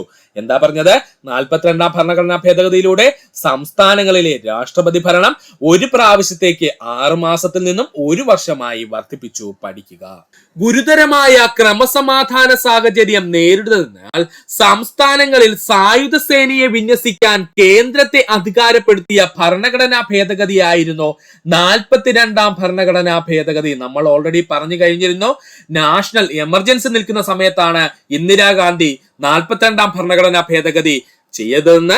അതിൽ തന്നെ പറയുന്നുണ്ട്, ഗുരുതരമായ ക്രമസമാധാന സാഹചര്യം നേരിടുന്നതിനാൽ സംസ്ഥാനങ്ങളിൽ സായുധ സേനയെ വിന്യസിക്കാൻ കേന്ദ്രത്തെ അധികാരപ്പെടുത്തിയ ഭരണഘടനാ ഭേദഗതി 42ാം ഭരണഘടനാ ഭേദഗതിയായിരുന്നു. സുപ്രീം കോടതിയുടെയും ഹൈക്കോടതിയുടെയും അധികാരങ്ങൾ വെട്ടിക്കുറച്ച ഭരണഘടനാ ഭേദഗതി എന്ന് ചോദിച്ചാൽ അത് 42ാം ഭരണഘടനാ ഭേദഗതി. ഏറ്റവും ഇമ്പോർട്ടന്റ് പോയിന്റ് ആണ് പറഞ്ഞത്. സുപ്രീം കോടതിയുടെയും ഹൈക്കോടതിയുടെയും അധികാരങ്ങൾ വെട്ടിക്കുറച്ച ഭരണഘടനാ ഭേദഗതി ഏത് എന്ന് ചോദിച്ചാൽ അത് 42ാം ഭരണഘടനാ ഭേദഗതിയാണ്. മാർഗനിർദ്ദേശങ്ങളുടെ അടിസ്ഥാനത്തിൽ നിർമ്മിച്ച നിയമങ്ങളെ കോടതിക്ക് മൗലിക അവകാശങ്ങളുടെ ലംഘനത്തിന്റെ അടിസ്ഥാനത്തിൽ അസാധുവായി പ്രഖ്യാപിക്കുവാൻ കഴിയില്ല എന്നത് പ്രസ്താവിച്ച ഭരണഘടനാ ഭേദഗതിയാണ് 42ാം ഭരണഘടനാ ഭേദഗതി. എന്താ പറഞ്ഞത്? മാർഗനിർദ്ദേശ തത്വങ്ങള് പാലിച്ചില്ല എന്ന് പറഞ്ഞുകൊണ്ട് നമുക്ക് കോടതികളിൽ ചെന്നിട്ട് മൗലിക അവകാശ ലംഘനമാണ് എന്നും പറഞ്ഞ് കേസ് കൊടുക്കാൻ പറ്റില്ല. കോടതികൾക്ക് അതിലെ കേസ് എടുക്കാൻ അധികാരമില്ല. ഏതിലാ? മാർഗനിർദ്ദേശക തത്വങ്ങളില്. ഇതാണ് ഇതിങ്ങനെ പ്രഖ്യാപിച്ച ഭരണഘടനാ ഭേദഗതി എന്ന് ചോദിച്ചാൽ 42ാം ഭരണഘടനാ ഭേദഗതിയാണ്. നമ്മളിപ്പോ പഠിക്കുന്നില്ലേ സുഹൃത്തുക്കളെ? മാർഗനിർദ്ദേശ തത്വങ്ങളിൽ നമ്മൾ പ്രധാനമായിട്ട് പഠിക്കുന്ന പോയിന്റ് ആണ് മാർഗനിർദ്ദേശ തത്വങ്ങള് ഒരു രാജ്യം കൃത്യമായി നിർവഹിച്ചില്ല എന്ന് പറഞ്ഞിട്ട് അത് നമ്മുടെ മൗലിക അവകാശമാണ് എന്ന് പറഞ്ഞ് കോടതിയിൽ പോയിട്ട് നമുക്ക് സ്ഥാപിച്ചെടുക്കാൻ കഴിയില്ല എന്ന് നമ്മളിപ്പോ പഠിക്കുന്നില്ലേ? ആ നിയമം കൊണ്ടുവന്നത് ഈ പറഞ്ഞിരിക്കുന്ന 42ാം ഭേദഗതിയിലൂടെയാണ്. മന്ത്രിസഭയുടെ ഉപദേശം അനുസരിച്ച് മാത്രമേ രാഷ്ട്രപതിക്ക് പ്രവർത്തിക്കുവാൻ കഴിയുള്ളൂ എന്ന വ്യവസ്ഥ ചെയ്തിരിക്കുന്ന ഭരണഘടനാ ഭേദഗതി 42ാം ഭരണഘടനാ ഭേദഗതി. മന്ത്രിസഭയുടെ ഉപദേശം അനുസരിച്ച് മാത്രമേ രാഷ്ട്രപതിക്ക് പ്രവർത്തിക്കുവാൻ കഴിയുള്ളൂ എന്ന വ്യവസ്ഥ ചെയ്തിരിക്കുന്ന ഭരണഘടനാ ഭേദഗതി 42ാം ഭരണഘടനാ ഭേദഗതി. ഒന്നുകൂടി പറഞ്ഞുതരാം സുഹൃത്തുക്കളെ, ശ്രദ്ധിക്കുക. ഗുരുതരമായ ക്രമസമാധാന സാഹചര്യം നേരിടുന്നതിനാൽ സംസ്ഥാനങ്ങളിൽ സായുധ സേനയെ വിന്യസിക്കാൻ കേന്ദ്രത്തെ അധികാരപ്പെടുത്തിയ ഭരണഘടനാ ഭേദഗതി 42ാം ഭരണഘടനാ ഭേദഗതി. സുപ്രീം കോടതിയുടെയും ഹൈക്കോടതിയുടെയും അധികാരങ്ങൾ വെട്ടിക്കുറച്ച ഭരണഘടനാ ഭേദഗതി 42ാം ഭരണഘടനാ ഭേദഗതി. മാർഗനിർദ്ദേശ തത്വങ്ങളുടെ അടിസ്ഥാനത്തിൽ നിർമ്മിച്ച നിയമങ്ങൾ കോടതികൾക്ക് മൗലിക അവകാശങ്ങളുടെ ലംഘനത്തിന്റെ അടിസ്ഥാനത്തിൽ അസാധുവായി പ്രഖ്യാപിക്കുവാൻ കഴിയില്ല എന്നത് പ്രസ്താവിച്ച ഭരണഘടനാ ഭേദഗതി എന്ന് ചോദിച്ചാൽ 42ാം ഭരണഘടനാ ഭേദഗതി. സിമ്പിൾ ആയിട്ട് പറഞ്ഞു കഴിഞ്ഞാൽ മാർഗനിർദ്ദേശ തത്വങ്ങൾ ഒരു രാജ്യം പാലിച്ചില്ല എന്ന് പറഞ്ഞ് നമുക്ക് കോടതി മുഖാന്തരം അവ നേടിയെടുക്കുവാൻ കഴിയില്ല. മന്ത്രിസഭയുടെ ഉപദേശം അനുസരിച്ച് മാത്രമേ രാഷ്ട്രപതിക്ക് പ്രവർത്തിക്കാൻ കഴിയൂ എന്ന വ്യവസ്ഥ ചെയ്തിരിക്കുന്ന ഭരണഘടനാ ഭേദഗതി 42ാം ഭരണഘടനാ ഭേദഗതി. പഠിക്കുക. 44ാം ഭരണഘടനാ ഭേദഗതി 1978 ആണ് നമ്മൾ ഇനി പഠിക്കാൻ പോകുന്നത്. 44ാം ഭരണഘടനാ ഭേദഗതി 1978 ഇമ്പോർട്ടന്റ് ആണ്, പഠിക്കാൻ നമുക്ക്. 44ാം ഭരണഘടനാ ഭേദഗതി പാർലമെന്റ് പാസാക്കിയ വർഷം 1978. 44ാം ഭരണഘടനാ ഭേദഗതി പാർലമെന്റ് പാസാക്കിയ വർഷം 1978. 44ാം ഭരണഘടനാ ഭേദഗതി നിലവിൽ വന്ന വർഷം 1979 ഏപ്രിൽ മാസം 30-ാം തീയതി. 44ാം ഭരണഘടനാ ഭേദഗതി നിയമം നിലവിൽ വന്ന വർഷം 1979 ഏപ്രിൽ മാസം 30-ാം തീയതി. 44ാം ഭേദഗതി നിയമം നിലവിൽ വന്നപ്പോൾ ഇന്ത്യയുടെ പ്രധാനമന്ത്രി തെറ്റിപ്പോകരുത് മൊറാർജി ദേശായി ആയിരുന്നു. പലർക്കും ഇന്ദിരാഗാന്ധിയാണെന്ന് ഡൗട്ട് കാണും. ഇന്ദിരാഗാന്ധി ഗവൺമെന്റ് തകർന്നിട്ട് അതിനുശേഷം മൊറാർജി ദേശായിയുടെ സർക്കാർ എന്ത് ചെയ്തു, അല്ലെങ്കിൽ ജനതാ ഗവൺമെന്റ് എന്ത് ചെയ്തു, നിലവിൽ വന്നു. ആ സമയത്താണ് 44ാം ഭരണഘടനാ ഭേദഗതി കൊണ്ടുവരുന്നത്. അപ്പോൾ 44ാം ഭരണഘടനാ ഭേദഗതി നിയമം നിലവിൽ വന്നപ്പോൾ ഇന്ത്യയുടെ പ്രധാനമന്ത്രി ആരായിരുന്നു? മൊറാർജി ദേശായി ആയിരുന്നു. 44ാം ഭരണഘടനാ ഭേദഗതി നിലവിൽ വരുമ്പോൾ ഇന്ത്യയുടെ രാഷ്ട്രപതി നീലം സഞ്ജീവ റെഡ്ഡി ആയിരുന്നു. 44ാം ഭരണഘടനാ ഭേദഗതി നിലവിൽ വരുമ്പോൾ ഇന്ത്യയുടെ രാഷ്ട്രപതി ആയിരുന്നു ചോദിച്ചാൽ അത് നീലം സഞ്ജീവ റെഡ്ഡി ആയിരുന്നു. കാരണം ഫഖ്റുദ്ദീൻ അലി അഹമ്മദ് ആ സമയമായപ്പോഴത്തേക്കും രാജിവെച്ചിരുന്നു. അതിനുശേഷമാണ് നീലം സഞ്ജീവ റെഡ്ഡി വരുന്നത്. അപ്പോൾ 44ാം ഭരണഘടനാ ഭേദഗതി നിലവിൽ വരുമ്പോൾ ഇന്ത്യയുടെ രാഷ്ട്രപതി ആരായിരുന്നു? നീലം സഞ്ജീവ റെഡ്ഡി ആയിരുന്നു. ജനതാ ഗവൺമെന്റിന്റെ കാലത്താണ് 44ാം ഭരണഘടനാ ഭേദഗതി പാസാക്കിയത്. ജനതാ ഗവൺമെന്റിന്റെ കാലഘട്ടത്തിലാണ് 44ാം ഭരണഘടനാ ഭേദഗതി പാസാക്കിയത്. പഠിക്കുക, ഒന്നുകൂടി പറയാം. 44ാം ഭരണഘടനാ ഭേദഗതി 1978 കുറിച്ചാണ് നമ്മൾ പറയുന്നത്. 44ാം ഭരണഘടനാ ഭേദഗതി പാർലമെന്റ് പാസാക്കിയ വർഷം 1978. 44ാം ഭരണഘടനാ ഭേദഗതി നിയമം നിലവിൽ വന്ന വർഷം 1979 ഏപ്രിൽ മാസം 30-ാം തീയതി. 44ാം ഭരണഘടനാ ഭേദഗതി നിയമം നിലവിൽ വന്നപ്പോൾ ഇന്ത്യയുടെ പ്രധാനമന്ത്രി മൊറാർജി ദേശായി ആയിരുന്നു. 44ാം ഭരണഘടനാ ഭേദഗതി നിലവിൽ വരുമ്പോൾ ഇന്ത്യയുടെ രാഷ്ട്രപതി നീലം സഞ്ജീവ റെഡ്ഡി ആയിരുന്നു. ജനതാ ഗവൺമെന്റിന്റെ കാലത്താണ് 44ാം ഭരണഘടനാ ഭേദഗതി പാസാക്കിയത്. പഠിക്കുക. ഇനി നമുക്ക് നോക്കാനുള്ളത് 44ാം ഭരണഘടനാ ഭേദഗതിയുടെ പ്രത്യേകതകളാണ്, അല്ലെങ്കിൽ എന്തൊക്കെയാണ് 44ാം ഭരണഘടനാ ഭേദഗതിയിൽ നമ്മൾ ഭേദഗതി ചെയ്തത് എന്ന് നമുക്കൊന്ന് നോക്കാം. സ്വത്തവകാശത്തെ മൗലിക അവകാശങ്ങളിൽ നിന്നും നീക്കം ചെയ്തു. ഇതൊരു നിയമപരമായ അവകാശം മാത്രമാക്കി മാറ്റിയത് 44ാം ഭരണഘടനാ ഭേദഗതി പ്രകാരമാണ്. പഠിച്ചോളനെ, സ്വത്തവകാശത്തെ മൗലിക അവകാശങ്ങളിൽ നിന്നും നീക്കം ചെയ്ത് ഇതൊരു നിയമപരമായ അവകാശം മാത്രമാക്കി മാറ്റിയത് 44ാം ഭരണഘടനാ ഭേദഗതി പ്രകാരമാണ്. PSC ഏറ്റവും കൂടുതൽ പ്രീവിയസ് ആയി ചോദിച്ചിട്ടുള്ള 44ാം ഭരണഘടനാ ഭേദഗതിയിലെ പോയിന്റ് ആണിത്. ഒന്നുകൂടി പറയാം, അത്രയും ഇമ്പോർട്ടന്റ് ആണ്. സ്വത്തവകാശത്തെ മൗലിക അവകാശങ്ങളിൽ നിന്നും നീക്കം ചെയ്ത് ഇതൊരു നിയമപരമായ അവകാശം മാത്രമാക്കി മാറ്റിയത് 44ാം ഭരണഘടനാ ഭേദഗതിയിലൂടെ. സ്വത്തവകാശം ഇപ്പോൾ ഭരണഘടനയുടെ 12ാം ഭാഗത്തിൽ കൂട്ടിച്ചേർത്തു. സ്വത്തവകാശത്തെ എവിടെ കൊണ്ടുവന്ന് വെച്ചു? ഭരണഘടനയുടെ 12ാം ഭാഗത്തിൽ എന്ത് ചെയ്തു? കൊണ്ടുവന്ന് കൂട്ടിച്ചേർത്ത് വെച്ചു. ഇപ്പോൾ സ്വത്തവകാശം ആർട്ടിക്കിൾ 300A ആണ്. കഴിഞ്ഞൊരു ദിവസം നടന്ന എക്സാമിലും അങ്ങോട്ട് ചോദിച്ചതാണ്, +2 ലെവൽ എക്സാമിലും ചോദിച്ചതാണ്. ഇപ്പോൾ സ്വത്തവകാശം എവിടെയാണ്? ആർട്ടിക്കിൾ 300A ആർട്ടിക്കിൾ 300A ഇപ്പോൾ ആര് കിടക്കുന്നത്? നമ്മുടെ സ്വത്തവകാശം കിടക്കുന്നത്. ആർട്ടിക്കിൾ 352 പ്രകാരം അടിയന്തരാവസ്ഥ പ്രഖ്യാപിക്കാനുള്ള കാരണങ്ങൾ ഒന്നായ ആഭ്യന്തര അസ്വസ്ഥത എന്ന പദത്തിന് പകരം സായുധ വിപ്ലവം എന്ന പദമാക്കി കൂട്ടിച്ചേർത്ത് ഭരണഘടന ഭേദഗതി ചെയ്തു. ആർട്ടിക്കിൾ 352 പ്രകാരം അടിയന്തരാവസ്ഥ പ്രഖ്യാപിക്കാനുള്ള കാരണങ്ങൾ ഒന്നായ ആഭ്യന്തര അസ്വസ്ഥത എന്ന പദം, ഏതാ പദം? ആഭ്യന്തര അസ്വസ്ഥത എന്ന പദത്തിനു പകരം സായുധ വിപ്ലവം എന്ന പദം കൂട്ടിച്ചേർത്ത് ഭരണഘടന ഭേദഗതി ചെയ്തു. ദേശീയ അടിയന്തരാവസ്ഥ കാലത്ത് ആർട്ടിക്കിൾ 20, ആർട്ടിക്കിൾ 21 എന്നിവ റദ്ദു ചെയ്യുവാൻ കഴിയില്ല എന്ന് വ്യവസ്ഥ ചെയ്ത ഭരണഘടനാ ഭേദഗതി 44ാം ഭരണഘടനാ ഭേദഗതി വീണ്ടും വന്നിരിക്കുന്നു. ഇമ്പോർട്ടന്റ് പോയിന്റും അതുപോലെ തന്നെ പ്രീവിയസ് ക്വസ്റ്റ്യനുമാണ്. ദേശീയ അടിയന്തരാവസ്ഥ കാലത്ത് ആർട്ടിക്കിൾ 20, ആർട്ടിക്കിൾ 21 എന്നിവ റദ്ദു ചെയ്യുവാൻ കഴിയില്ല എന്ന് വ്യവസ്ഥ ചെയ്ത ഭരണഘടനാ ഭേദഗതി ഏതാണ്? 44ാം ഭരണഘടനാ ഭേദഗതിയാണ്.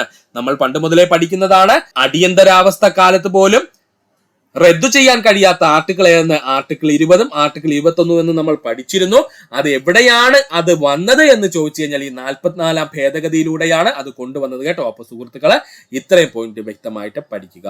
ആർട്ടിക്കിൾ 20 എന്താ സുഹൃത്തുക്കളെ? നമുക്ക് എല്ലാവർക്കും അറിയാവുന്നതാണ്. ആർട്ടിക്കിൾ 20 കുറ്റങ്ങൾ സ്ഥാപിക്കുന്നതുമായി സംബന്ധിച്ചുള്ള സംരക്ഷണമാണ്. ആർട്ടിക്കിൾ 20 കുറ്റങ്ങൾ സ്ഥാപിക്കുന്നതുമായി സംബന്ധിച്ചുള്ള സംരക്ഷണമാണ് ആർട്ടിക്കിൾ 20 പറയുന്നത്. ആർട്ടിക്കിൾ 21 സ്ഥിരം PSCയുടെ പ്രീവിയസ് ക്വസ്റ്റ്യൻ ആണ്. ജീവനും വ്യക്തി സ്വാതന്ത്ര്യത്തിനുമുള്ള അവകാശം, ജീവനും വ്യക്തി സ്വാതന്ത്ര്യത്തിനുമുള്ള അവകാശമാണ് ആർട്ടിക്കിൾ 21 പറയുന്നത്. ജീവനും വ്യക്തി സ്വാതന്ത്ര്യത്തിനുമുള്ള അവകാശമാണ് ആർട്ടിക്കിൾ 21 പറയുന്നത്. ആർട്ടിക്കിൾ 352 ക്യാബിനറ്റ് എന്ന പദം ഉൾപ്പെടുത്തിയ ഭരണഘടനാ ഭേദഗതി 44-ാം ഭരണഘടനാ ഭേദഗതി. ആർട്ടിക്കിൾ 352 ക്യാബിനറ്റ് എന്ന പദം ഉൾപ്പെടുത്തിയ ഭരണഘടനാ ഭേദഗതി എന്ന് ചോദിച്ചാൽ അത് 44-ാം ഭരണഘടനാ ഭേദഗതി. മന്ത്രിസഭയുടെ രേഖാമൂലമുള്ള ശുപാർശയിൽ മാത്രം ദേശീയ അടിയന്തരാവസ്ഥ പ്രഖ്യാപിക്കുവാൻ രാഷ്ട്രപതിയെ നിർബന്ധിതനാക്കിയ ഭരണഘടനാ ഭേദഗതി 44-ാം ഭരണഘടനാ ഭേദഗതി. ലോകസഭയുടെയും സംസ്ഥാന നിയമസഭയുടെയും കാലാവധി 6 വർഷത്തിൽ നിന്നും 5 വർഷമാക്കി നിശ്ചയിച്ച ഭരണഘടനാ ഭേദഗതി 44-ാം ഭരണഘടനാ ഭേദഗതി. പഠിച്ചോളനെ. 42-ാം ഭരണഘടനാ ഭേദഗതി പ്രകാരം നമ്മൾ എന്താ പറഞ്ഞത് സുഹൃത്തുക്കളെ? 5 വർഷമായിരുന്ന നമ്മുടെ നിയമസഭയുടെയും ലോകസഭയുടെയും കാലാവധി 6 വർഷത്തിലേക്ക് ഉയർത്തി. എന്നാൽ 44-ാം ഭരണഘടനാ ഭേദഗതി പ്രകാരം പറഞ്ഞു 6 വർഷമായിരുന്ന സംസ്ഥാന ലോക നിയമസഭകളുടെ കാലാവധി പഴയ പോലെ 5 വർഷമാക്കി എന്ത് ചെയ്തു? കുറച്ചു. അപ്പോ ഇവിടെ കൺഫ്യൂഷൻ ഉണ്ടാവാതെ പഠിക്കണം. 42-ാം ഭേദഗതിയിൽ എന്ത് ചെയ്തു? 5 വർഷമായിരുന്ന നമ്മുടെ ലോകസഭയുടെയും നിയമസഭയുടെയും കാലാവധി 6 വർഷമാക്കി. നേരെ തിരിച്ച് പഴയതുപോലെ 6 വർഷത്തിൽ നിന്നും 5 വർഷത്തിലേക്ക് ലോകസഭയുടെയും സംസ്ഥാന നിയമസഭയുടെയും കാലാവധി തിരിച്ചു കൊണ്ടുവന്ന ഭരണഘടനാ ഭേദഗതി എന്ന് ചോദിച്ചാൽ 44-ാം ഭരണഘടനാ ഭേദഗതിയാണ്. ഇതാണ് ഇതിൽ ഏറ്റവും ഇമ്പോർട്ടന്റ് ആയിട്ട് പഠിക്കുവാനുള്ളത്. സുപ്രീം കോടതിയുടെയും ഹൈക്കോടതിയുടെയും അധികാരങ്ങൾ പുനഃസ്ഥാപിച്ച ഭരണഘടനാ ഭേദഗതി എന്ന് ചോദിച്ചാൽ അത് 44-ാം ഭരണഘടനാ ഭേദഗതിയാണ്. സുപ്രീം കോടതിയുടെയും ഹൈക്കോടതിയുടെയും അധികാരങ്ങൾ പുനഃസ്ഥാപിച്ച ഭരണഘടനാ ഭേദഗതി എന്ന് ചോദിച്ചാൽ 44-ാം ഭരണഘടനാ ഭേദഗതിയാണ്. കാരണം നമ്മൾ പറഞ്ഞിരുന്നു 42-ാം ഭരണഘടനാ ഭേദഗതിയിൽ സുപ്രീം കോടതിയുടെയും ഹൈക്കോടതിയുടെയും അധികാരങ്ങൾ നമ്മൾ വെട്ടിക്കുറച്ചു എന്ന്. അതിനെന്ത് ചെയ്തു? പഴയതുപോലെ പുനഃസ്ഥാപിച്ചത് ഏതാണ്? ഈ 44-ാം ഭരണഘടനാ ഭേദഗതിയാണ്. ചുരുക്കം പറഞ്ഞു കഴിഞ്ഞാല് ഇന്ദിരാഗാന്ധി കുറെ ഭരണഘടനാ ഭേദഗതികൾ 42 കൊണ്ടുവന്നു. അതിൽ കുറെ എണ്ണത്തിന് ആര് മാറ്റം വരുത്തി? നമ്മുടെ മൊറാർജി ദേശായി 44-ാം ഭരണഘടനാ ഭേദഗതി പ്രകാരം എന്ത് ചെയ്തു? വ്യത്യാസം വരുത്തി. അതാണ് ഇവിടെ നടന്നത് കേട്ടോ. ഒന്നുകൂടി പറയാം. ആർട്ടിക്കിൾ 20 എന്ന് പറഞ്ഞാൽ കുറ്റങ്ങൾ സ്ഥാപിക്കുന്നത് സംബന്ധിച്ചുള്ള സംരക്ഷണം. ആർട്ടിക്കിൾ 21 ജീവനും വ്യക്തി സ്വാതന്ത്ര്യത്തിനുമുള്ള അവകാശം. ആർട്ടിക്കിൾ 352 ക്യാബിനറ്റ് എന്ന പദം ഉൾപ്പെടുത്തി ഭരണഘടന ഭേദഗതി ചെയ്തു. മന്ത്രിസഭയെ രേഖാമൂലമുള്ള ശുപാർശയിൽ മാത്രം ദേശീയ അടിയന്തരാവസ്ഥ പ്രഖ്യാപിക്കുവാൻ രാഷ്ട്രപതിയെ നിർബന്ധിതനാക്കിയ ഭരണഘടനാ ഭേദഗതി 44-ാം ഭരണഘടനാ ഭേദഗതി. അതായത് രാഷ്ട്രപതിക്ക് ഡയറക്റ്റ് എന്ത് ചെയ്യാൻ പറ്റൂല? അടിയന്തരാവസ്ഥ പ്രഖ്യാപിക്കാൻ പറ്റൂല. മന്ത്രിസഭയുടെ രേഖാമൂലമുള്ള ശുപാർശയിലൂടെ മാത്രമേ ദേശീയ അടിയന്തരാവസ്ഥ അല്ലെങ്കിൽ പ്രഖ്യാപിക്കുവാൻ കഴിയുള്ളൂ എന്ന് എന്ത് ചെയ്തു? 44-ാം ഭരണഘടനാ ഭേദഗതി പ്രകാരം വ്യവസ്ഥ ചെയ്തു. ലോകസഭയുടെയും സംസ്ഥാന നിയമസഭകളുടെയും കാലാവധി 6 വർഷത്തിൽ നിന്നും 5 വർഷമായി നിശ്ചയിച്ച ഭരണഘടനാ ഭേദഗതി 44-ാം ഭരണഘടനാ ഭേദഗതി. സുപ്രീം കോടതിയുടെയും ഹൈക്കോടതിയും അധികാരങ്ങൾ പുനഃസ്ഥാപിച്ച ഭരണഘടനാ ഭേദഗതി 44-ാം ഭരണഘടനാ ഭേദഗതി പഠിക്കുക. അടുത്തതായി നമുക്ക് പഠിക്കുവാനുള്ളതാണ് 52-ാം ഭരണഘടനാ ഭേദഗതി വർഷം 1985. നമുക്ക് നോക്കാം. 52-ാം ഭരണഘടനാ ഭേദഗതി വർഷം 1985. 52-ാം ഭേദഗതി നിലവിൽ വരുമ്പോൾ ഇന്ത്യയുടെ പ്രധാനമന്ത്രി രാജീവ് ഗാന്ധി. 52-ാം ഭേദഗതി നിലവിൽ വരുമ്പോൾ ഇന്ത്യയുടെ പ്രധാനമന്ത്രി രാജീവ് ഗാന്ധി. 52-ാം ഭരണഘടനാ ഭേദഗതി നിലവിൽ വരുമ്പോൾ ഇന്ത്യയുടെ രാഷ്ട്രപതി ഗ്യാനി സെയിൻ സിംഗ് ആയിരുന്നു.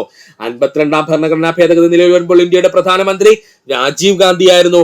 52-ാം ഭരണഘടനാ ഭേദഗതി നിലവിൽ വരുമ്പോൾ ഇന്ത്യയുടെ രാഷ്ട്രപതി ആയിരുന്നു ചോദിച്ചാൽ അത് ഗ്യാനി സെയിൻ സിംഗ് ആയിരുന്നു.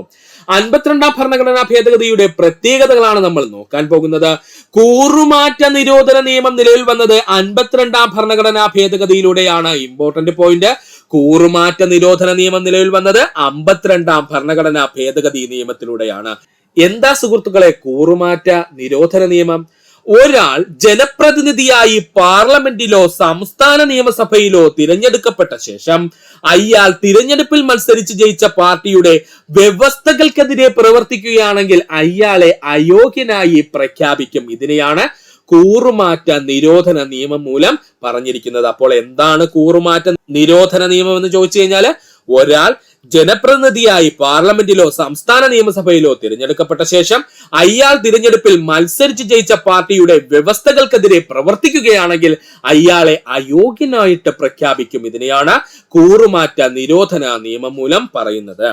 ഇന്ത്യൻ ഭരണഘടനയിൽ 10ാം പട്ടിക കൂട്ടിച്ചേർത്തത് 52-ാം ഭരണഘടനാ ഭേദഗതിയിലൂടെയാണ്. ഇമ്പോർട്ടന്റ് ആണ്, പഠിച്ചോളുക. ഇന്ത്യൻ ഭരണഘടനയിൽ 10ാം പട്ടിക കൂട്ടിച്ചേർത്തത് ഏത് ഭരണഘടനാ ഭേദഗതിയിലൂടെയാണ് ചോദിച്ചാൽ 52-ാം ഭരണഘടനാ ഭേദഗതി 1985-ലൂടെയാണ്. പഠിക്കുക. അടുത്തതായി നമുക്ക് നോക്കാനുള്ളത് 61-ാം ഭരണഘടനാ ഭേദഗതി വർഷം 1988 ആണ്. 61-ാം ഭരണഘടനാ ഭേദഗതി നിയമം വർഷം 1988. ലോകസഭയിലേക്കും സംസ്ഥാന നിയമസഭയിലേക്കുമുള്ള തിരഞ്ഞെടുപ്പ് വോട്ടിംഗ് പ്രായം 21 വയസ്സിൽ നിന്നും 18 വയസ്സാക്കി കുറയ്ക്കാൻ തീരുമാനിച്ച ഭരണഘടനാ ഭേദഗതി 61 ഭരണഘടനാ ഭേദഗതിയാണ്. അതാണ് ഇതിന്റെ ഏറ്റവും ഇമ്പോർട്ടൻസ് കേട്ടോ. എന്താണ് 61 ഭരണഘടനാ ഭേദഗതി നിയമം 1988 പ്രകാരമാണ് ലോകസഭയിലേക്കും സംസ്ഥാന നിയമസഭയിലേക്കുമുള്ള തിരഞ്ഞെടുപ്പിൽ വോട്ടിംഗ് പ്രായം എത്രയാക്കി 21 നിന്നും 18 വയസ്സാക്കി കുറയ്ക്കുവാൻ തീരുമാനിച്ച ഭരണഘടനാ ഭേദഗതി. അടുത്തതായാണ് 69 ഭരണഘടനാ ഭേദഗതി നിയമം 1991. 69 ഭരണഘടനാ ഭേദഗതി നിയമം 1991 ദേശീയ തലസ്ഥാനത്തിന് കേന്ദ്രഭരണ പ്രദേശങ്ങൾക്കിടയിൽ ഒരു പ്രത്യേക പദവി നൽകി. അതായത് നമ്മുടെ ഡൽഹിക്ക് ഒരു പ്രത്യേക പദവി നൽകിയത് കേട്ടോ. ഡൽഹിക്ക് വേണ്ടി ഒരു നിയമസഭയും ഒരു മന്ത്രിസഭയും ഭേദഗതി പ്രകാരം നിലവിൽ വന്നു. 69 ഭരണഘടനാ ഭേദഗതി നിയമം 1991 പ്രകാരം എന്താണ് ഉണ്ടായത്? ദേശീയ തലസ്ഥാനത്തിന് കേന്ദ്രഭരണ പ്രദേശങ്ങൾക്കിടയിൽ ഒരു പദവി നൽകുവാൻ തീരുമാനിച്ചു. ഡൽഹിക്ക് വേണ്ടി ഒരു പ്രത്യേക നിയമസഭയും ഒരു മന്ത്രിസഭയും ഈ ഭേദഗതി പ്രകാരം എന്ത് ചെയ്തു? നിലവിൽ വരികയും ചെയ്തു. പഠിക്കുക. അടുത്തതായി നമുക്ക് പഠിക്കുവാനുള്ളതാണ് 73 ഭരണഘടനാ ഭേദഗതി 1992. 73 ഭരണഘടനാ ഭേദഗതി 1992. 73 ഭരണഘടനാ ഭേദഗതി നിലവിൽ വരുമ്പോൾ ഇന്ത്യയുടെ പ്രധാനമന്ത്രി PV നരസിംഹറാവു. 73 ഭരണഘടനാ ഭേദഗതി നിലവിൽ വരുമ്പോൾ ഇന്ത്യയുടെ പ്രധാനമന്ത്രി PV നരസിംഹറാവു. 73 ഭരണഘടനാ ഭേദഗതി നിലവിൽ വരുമ്പോൾ ഇന്ത്യയുടെ രാഷ്ട്രപതി ശങ്കർ ദയാൽ ശർമ്മയായിരുന്നു. 73 ഭേദഗതി നിലവിൽ വരുമ്പോൾ ഇന്ത്യയുടെ രാഷ്ട്രപതി ആരായിരുന്നു? ശങ്കർ ദയാൽ ശർമ്മയായിരുന്നു. പഞ്ചായത്ത് രാജ് സംവിധാനം ഭരണഘടനാപരമായ അംഗീകാരം നൽകിയത് 73 ഭരണഘടനാ ഭേദഗതി പ്രകാരമാണ്. ഇമ്പോർട്ടന്റ് പോയിന്റ് ആണ്, പഠിച്ചോളണേ. പഞ്ചായത്ത് രാജ് സംവിധാനത്തിന് ഭരണഘടനാപരമായിട്ടുള്ള അംഗീകാരം നൽകിയത് 73 ഭരണഘടനാ ഭേദഗതി പ്രകാരമായിരുന്നു. പഞ്ചായത്ത് രാജുമായി ബന്ധപ്പെട്ടിരിക്കുന്ന ഭാഗം 9 ആണ്. ഇമ്പോർട്ടന്റ് പോയിന്റ്, പഞ്ചായത്ത് രാജുമായി ബന്ധപ്പെട്ടിരിക്കുന്ന ഭാഗം അല്ലെങ്കിൽ പാർട്ട് ഏതാണ്? ഭാഗം 9 ആണ്. ഇന്ത്യൻ ഭരണഘടനയിൽ 11ാം പട്ടിക കൂട്ടിച്ചേർത്തു. ഇന്ത്യൻ ഭരണഘടനയില് 11ാം പട്ടിക കൂട്ടിച്ചേർക്കപ്പെട്ടത് ഏതാണ്? 73 ഭരണഘടനാ ഭേദഗതിയിലൂടെയാണ്. പഠിക്കുക. ഒന്നുകൂടി പറയാം സുഹൃത്തുക്കളെ, ശ്രദ്ധിക്കുക. 61 ഭരണഘടനാ ഭേദഗതി നിയമം 1988 എന്താ പറഞ്ഞത്? ലോകസഭയിലേക്കും സംസ്ഥാന നിയമസഭയിലേക്കുമുള്ള തിരഞ്ഞെടുപ്പ് വോട്ടിംഗ് പ്രായം 21 വയസ്സിൽ നിന്നും 18 വയസ്സായി വെട്ടിക്കുറച്ചു. 69 ഭരണഘടനാ ഭേദഗതി നിയമം 1991 പ്രകാരം ദേശീയ തലസ്ഥാനത്തിന് കേന്ദ്രഭരണ പ്രദേശങ്ങൾക്കിടയിൽ ഒരു പ്രത്യേക പദവി നൽകി. ഡൽഹിക്ക് വേണ്ടി ഒരു നിയമസഭയും ഒരു മന്ത്രിസഭയും ഭേദഗതി പ്രകാരം നിലവിൽ വന്നു. 73 ഭരണഘടനാ ഭേദഗതി 1992 ആണ് നമ്മൾ നോക്കാൻ പോകുന്നത്. 73 ഭരണഘടനാ ഭേദഗതി നിലവിൽ വരുമ്പോൾ ഇന്ത്യയുടെ പ്രധാനമന്ത്രി PV നരസിംഹറാവു. 73 ഭരണഘടനാ ഭേദഗതി നിലവിൽ വരുമ്പോൾ ഇന്ത്യയുടെ രാഷ്ട്രപതി ശങ്കർ ദയാൽ ശർമ്മയായിരുന്നു. പഞ്ചായത്ത് രാജ് സംവിധാനത്തിന് ഭരണഘടനാപരമായ അംഗീകാരം നൽകിയത് 73 ഭരണഘടനാ ഭേദഗതി പ്രകാരമാണ്. പഞ്ചായത്ത് രാജുമായി ബന്ധപ്പെട്ടിട്ടുള്ള ഭാഗം 9 ആണ്. ഇന്ത്യൻ ഭരണഘടനയിൽ 11ാം പട്ടിക കൂട്ടിച്ചേർക്കപ്പെട്ടത് 73 ഭരണഘടനാ ഭേദഗതി 1992 74 ഭരണഘടനാ ഭേദഗതി നിയമം 1992. 74 ഭരണഘടനാ ഭേദഗതി നിയമം 1992. ഇന്ത്യൻ ഭരണഘടനയിൽ നഗരപാലിക നിയമം 9A പ്രകാരം ഭരണഘടനയിൽ കൂട്ടിച്ചേർത്തു. ഇന്ത്യയിൽ നഗരപാലിക നിയമം, അതായത് മുനിസിപ്പാലിറ്റി നിയമം കേട്ടോ, മുനിസിപ്പാലിറ്റി നിയമം 9A പ്രകാരം ഭരണഘടനയിൽ കൂട്ടിച്ചേർത്തു. ഭരണഘടനയിൽ 12ാം പട്ടിക കൂട്ടിച്ചേർത്തു. ഭരണഘടനയിൽ 12ാം പട്ടിക കൂട്ടിച്ചേർത്തു. അപ്പോ 74 ഭരണഘടനാ ഭേദഗതി നിയമം 1992 പ്രകാരം ഇന്ത്യൻ ഭരണഘടനയിൽ നഗരപാലിക നിയമം 9A പ്രകാരം ഇന്ത്യൻ ഭരണഘടനയിൽ കൂട്ടിച്ചേർത്തു കേട്ടോ. അപ്പോൾ ഇന്ത്യൻ പാലിക നിയമം 9A ആണ് കേട്ടോ. ആർട്ടിക്കിൾ 9A ഉള്ളത്. നഗരപാലിക എന്ന് വെച്ചാൽ നമ്മുടെ മുനിസിപ്പാലിറ്റി നിയമം കേട്ടോ. ഇത് ഭരണഘടനയിൽ കൂട്ടിച്ചേർത്തു. ഭരണഘടനയിൽ 12ാം പട്ടികയും കൂട്ടിച്ചേർത്തു. പഠിക്കുക. 84 ഭരണഘടനാ ഭേദഗതി നിയമം 2002 ആണ് ഇനി നമുക്ക് നോക്കാനുള്ളത്. ശ്രദ്ധിക്കുക. 84 ഭരണഘടനാ ഭേദഗതി നിയമം 2002. 1991 സെൻസസിന്റെ അടിസ്ഥാനത്തിൽ 2026 വരെ നിശ്ചയിക്കേണ്ട ലോകസഭയിലും സംസ്ഥാന നിയമസഭകളിലും അനുവദിച്ച സീറ്റുകളുടെ എണ്ണത്തിൽ മാറ്റം വരുത്തുവാൻ പാടില്ല എന്ന് നിഷ്കർഷിച്ചിരിക്കുന്ന ഭരണഘടനാ ഭേദഗതിയാണ് 84 ഭരണഘടനാ ഭേദഗതി. എന്താ 84 ഭരണഘടനാ ഭേദഗതി എന്ന് പറഞ്ഞാല് 1991 സെൻസസിന്റെ അടിസ്ഥാനത്തില് 2026 വരെ നിശ്ചയിക്കേണ്ട ലോകസഭയിലെയും സംസ്ഥാന നിയമസഭകളിലും അനുവദിച്ചിട്ടുള്ള സീറ്റുകളുടെ എണ്ണത്തിൽ മാറ്റം വരുത്തുവാൻ പാടില്ല എന്ന് നിഷ്കർഷിച്ചിരിക്കുന്ന ഭരണഘടനാ ഭേദഗതിയാണ് 84ാം ഭരണഘടനാ ഭേദഗതി. പഠിക്കുക. അടുത്തതായി നമുക്ക് പഠിക്കുവാനുള്ളതാണ് 86ാം ഭരണഘടനാ ഭേദഗതി നിയമം 2002. നമുക്ക് നോക്കാം എന്തൊക്കെയാണ് 86ാം ഭരണഘടനാ ഭേദഗതി നിയമം 2002 പറഞ്ഞിരിക്കുന്നതെന്ന്. 86ാം ഭരണഘടനാ ഭേദഗതി നിയമം നിലവിൽ വരുമ്പോൾ ഇന്ത്യയുടെ പ്രധാനമന്ത്രി AP വാജ്പേയി ആയിരുന്നു. 86ാം ഭരണഘടനാ ഭേദഗതി നിയമം നിലവിൽ വരുമ്പോൾ ഇന്ത്യയുടെ പ്രധാനമന്ത്രി AP വാജ്പേയി ആയിരുന്നു. 86ാം ഭരണഘടനാ ഭേദഗതി നിലവിൽ വരുമ്പോൾ ഇന്ത്യയുടെ പ്രസിഡന്റ് APJ അബ്ദുൽ കലാം ആയിരുന്നു. 86ാം ഭരണഘടനാ ഭേദഗതി നിയമം നിലവിൽ വരുമ്പോൾ ഇന്ത്യയുടെ പ്രസിഡന്റ് ആരായിരുന്നു? APJ അബ്ദുൽ കലാം ആയിരുന്നു. 2002 86ാം ഭരണഘടനാ ഭേദഗതി പ്രകാരം ഭരണഘടനയിലെ 3 ഭാഗങ്ങളിലെ അനുബന്ധ അനുച്ഛേദങ്ങളിൽ മാറ്റമുണ്ടാക്കി. 2002 86ാം ഭരണഘടനാ ഭേദഗതി പ്രകാരം ഭരണഘടനയിലെ 3 ഭാഗങ്ങളിലെ അനുബന്ധ അനുച്ഛേദങ്ങൾ എന്ത് ചെയ്തു? മാറ്റം വരുത്തുകയാണ് ചെയ്തത്. അവ ഏതൊക്കെയാണെന്ന് നമുക്കൊന്ന് നോക്കാം. മൗലിക അവകാശങ്ങൾ ഭാഗം 3. മൗലിക അവകാശങ്ങൾ ഭാഗം 3ലാണ് ആദ്യം മാറ്റം വരുത്തിയത്. എന്തൊക്കെയാണ് ആ മാറ്റം എന്ന് നോക്കാം. ആർട്ടിക്കിൾ 21A കൂട്ടിച്ചേർത്തു. ഇമ്പോർട്ടന്റ് പോയിന്റ്, ആർട്ടിക്കിൾ 21A കൂട്ടിച്ചേർത്തു. നമുക്ക് എല്ലാവർക്കും അറിയാവുന്ന ആർട്ടിക്കിൾ ആണ് ആർട്ടിക്കിൾ 21A. എന്താ ആർട്ടിക്കിൾ 21A എന്ന് പറഞ്ഞു കഴിഞ്ഞാല് 6 വയസ്സ് മുതൽ 14 വയസ്സ് വരെയുള്ള കുട്ടികളുടെ സൗജന്യവും നിർബന്ധിതവുമായ വിദ്യാഭ്യാസം മൗലിക അവകാശമാക്കി മാറ്റിയതാണ് ഏതെന്ന് പറയുന്നത് ആർട്ടിക്കിൾ 21A എന്ന് പറയുന്നത്. എന്താ പറഞ്ഞത്? 6 വയസ്സ് മുതൽ 14 വയസ്സ് വരെയുള്ള കുട്ടികളുടെ സൗജന്യവും നിർബന്ധിതവുമായ വിദ്യാഭ്യാസം മൗലിക അവകാശമാക്കി മാറ്റിയത് എന്ന് ചോദിച്ചാൽ അത് ആർട്ടിക്കിൾ 21 പ്രകാരമാണ്, അല്ലെങ്കിൽ 86ാം ഭരണഘടനാ ഭേദഗതിയിലൂടെയാണ്. അപ്പോൾ ഭരണഘടനയിലെ 3 ഭാഗങ്ങളിലും അതുമായി ബന്ധപ്പെട്ട അനുബന്ധ അനുച്ഛേദങ്ങളിലും വ്യത്യാസം വരുത്തി എന്ന് പറഞ്ഞു.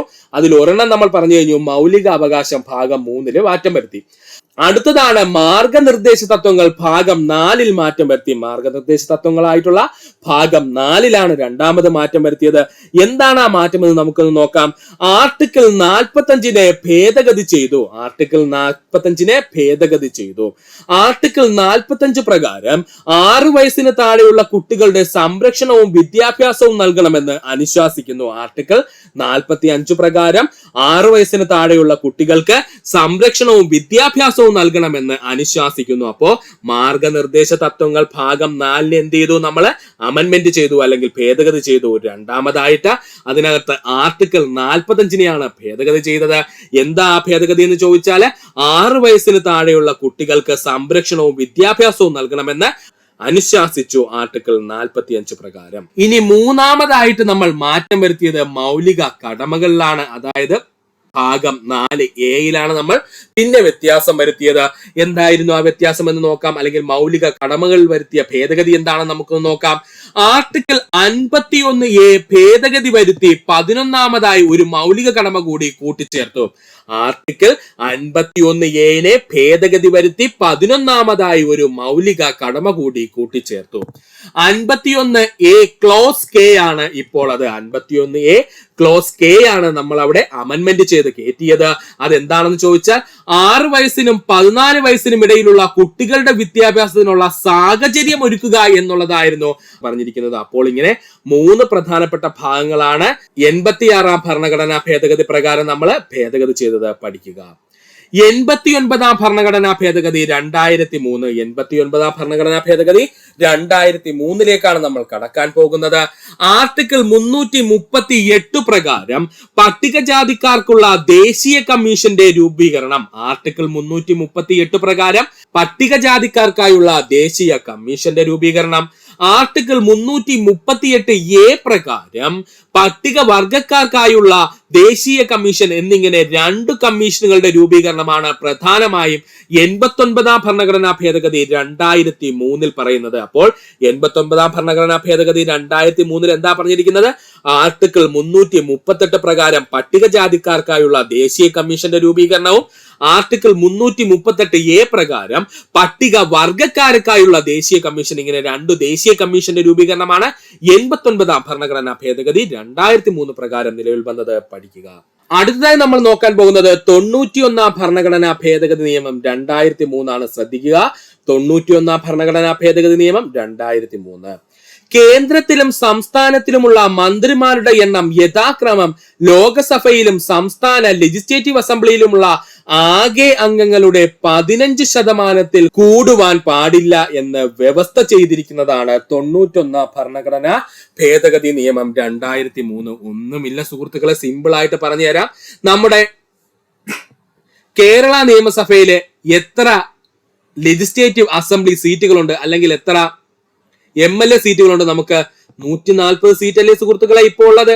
അപ്പോൾ ആ 140 സീറ്റിന്റെ 15% എന്ന് പറയുമ്പോൾ എത്ര വരും സുഹൃത്തുക്കളെ? ഏകദേശം 21 വരും. അത് അപ്പോൾ ഇവിടെ പറഞ്ഞിരിക്കുന്നത് എന്തെന്ന് ചോദിച്ചു കഴിഞ്ഞാല്, ഈ 21 പേരിൽ കൂടുതൽ മന്ത്രിമാർ ഒരു മന്ത്രിസഭയിൽ കാണുവാൻ പാടില്ല. അതാണ് ഈ നിയമം പറയുന്നത് കേട്ടോ, വേറെ ഒന്നുമില്ല. മൊത്തം അവിടെയുള്ള MLA-മാരുടെ എണ്ണത്തില് മുഖ്യമന്ത്രി അടക്കം 21 പേരിനുള്ളിൽ മാത്രമേ മന്ത്രിമാർ ഒരു മന്ത്രിസഭയിൽ പാടുള്ളൂ, അതിൽ കൂടുവാൻ പാടില്ല. ഇങ്ങനെ പറഞ്ഞിരിക്കുന്ന ഭരണഘടനാ ഭേദഗതി നിയമമാണ് 91 ഭരണഘടനാ ഭേദഗതി നിയമം. കേരള നിയമസഭയിലെ ഇപ്പോഴത്തെ മന്ത്രിമാരുടെ എണ്ണം എത്രയാണ്? 20 ആണ്. 21 വരെ ആകാം, 20 ആണ്. കേന്ദ്ര മന്ത്രിസഭയിലെ ഇപ്പോഴത്തെ മന്ത്രിമാരുടെ എണ്ണം 29 ആണ്. ഏകദേശം 36 മന്ത്രിമാരെ വരെ കൊണ്ടുവരാം. പക്ഷെ കേന്ദ്ര മന്ത്രിസഭയിലെ ഇപ്പോഴത്തെ മന്ത്രിമാരുടെ എണ്ണം എത്രയാണ്? 29 ആണ്. പഠിച്ചോളെ രണ്ടും. അപ്പോൾ എന്താണ് 91 ഭരണഘടനാ ഭേദഗതി നിയമം 2003 എന്ന് പറഞ്ഞു കഴിഞ്ഞാല്, കേന്ദ്രത്തിലും സംസ്ഥാനങ്ങളിൽ മന്ത്രിമാരുടെ എണ്ണം യഥാക്രമം ലോകസഭയിലെയും സംസ്ഥാന നിയമസഭയിലെയും അല്ലെങ്കിൽ ലെജിസ്ലേറ്റീവ് അസംബ്ലിയിലുമുള്ള ആകെ അംഗങ്ങളുടെ 15% കൂടാൻ പാടില്ല എന്നാണ്. നമ്മുടെ കേരളത്തിലെ 140 സീറ്റുകളുണ്ട്. അപ്പോൾ നമുക്ക് അതിന്റെ 15% എന്ന് പറഞ്ഞാൽ ഏകദേശം 21 പേര് വരും. അപ്പോൾ ആ 21 പേരില് നമ്മുടെ മന്ത്രിസഭയിൽ കൂടുവാൻ പാടില്ല. മന്ത്രിമാരുടെ എണ്ണം 21 കൂടുവാൻ പാടില്ല. ഇപ്പോൾ നമ്മുടെ കേരള നിയമസഭയിൽ എത്ര മന്ത്രിമാരുണ്ട്? മുഖ്യമന്ത്രി അടക്കം 20 മന്ത്രിമാരുണ്ട്. കേന്ദ്ര മന്ത്രിസഭയിലാണെങ്കിൽ ഇപ്പോഴത്തെ മന്ത്രിമാരുടെ എണ്ണം ചോദിച്ചു കഴിഞ്ഞാൽ നമ്മുടെ പ്രധാനമന്ത്രി അടക്കം 29 മന്ത്രിമാരുണ്ട്. പഠിക്കുക. കേരള മന്ത്രിസഭയിൽ 21 മന്ത്രിമാരിൽ കൂടുതൽ കൂടുവാൻ പാടുള്ളതല്ല. കേരള മന്ത്രിസഭയിലെ 21 മന്ത്രിമാരിൽ കൂടുതൽ കൂടുവാൻ പാടുള്ളതല്ല, നമ്മൾ ഓൾറെഡി പറഞ്ഞു കഴിഞ്ഞു. എന്നാൽ സംസ്ഥാനങ്ങളുടെ കാര്യത്തിൽ മന്ത്രിമാരുടെ എണ്ണത്തിൽ 12 കുറയുവാനും പാടില്ല. എന്നാൽ സംസ്ഥാനങ്ങളുടെ കാര്യം വരുമ്പോ മന്ത്രിമാരുടെ എണ്ണം 12 കുറയുവാനും പാടില്ല. പഠിക്കുക.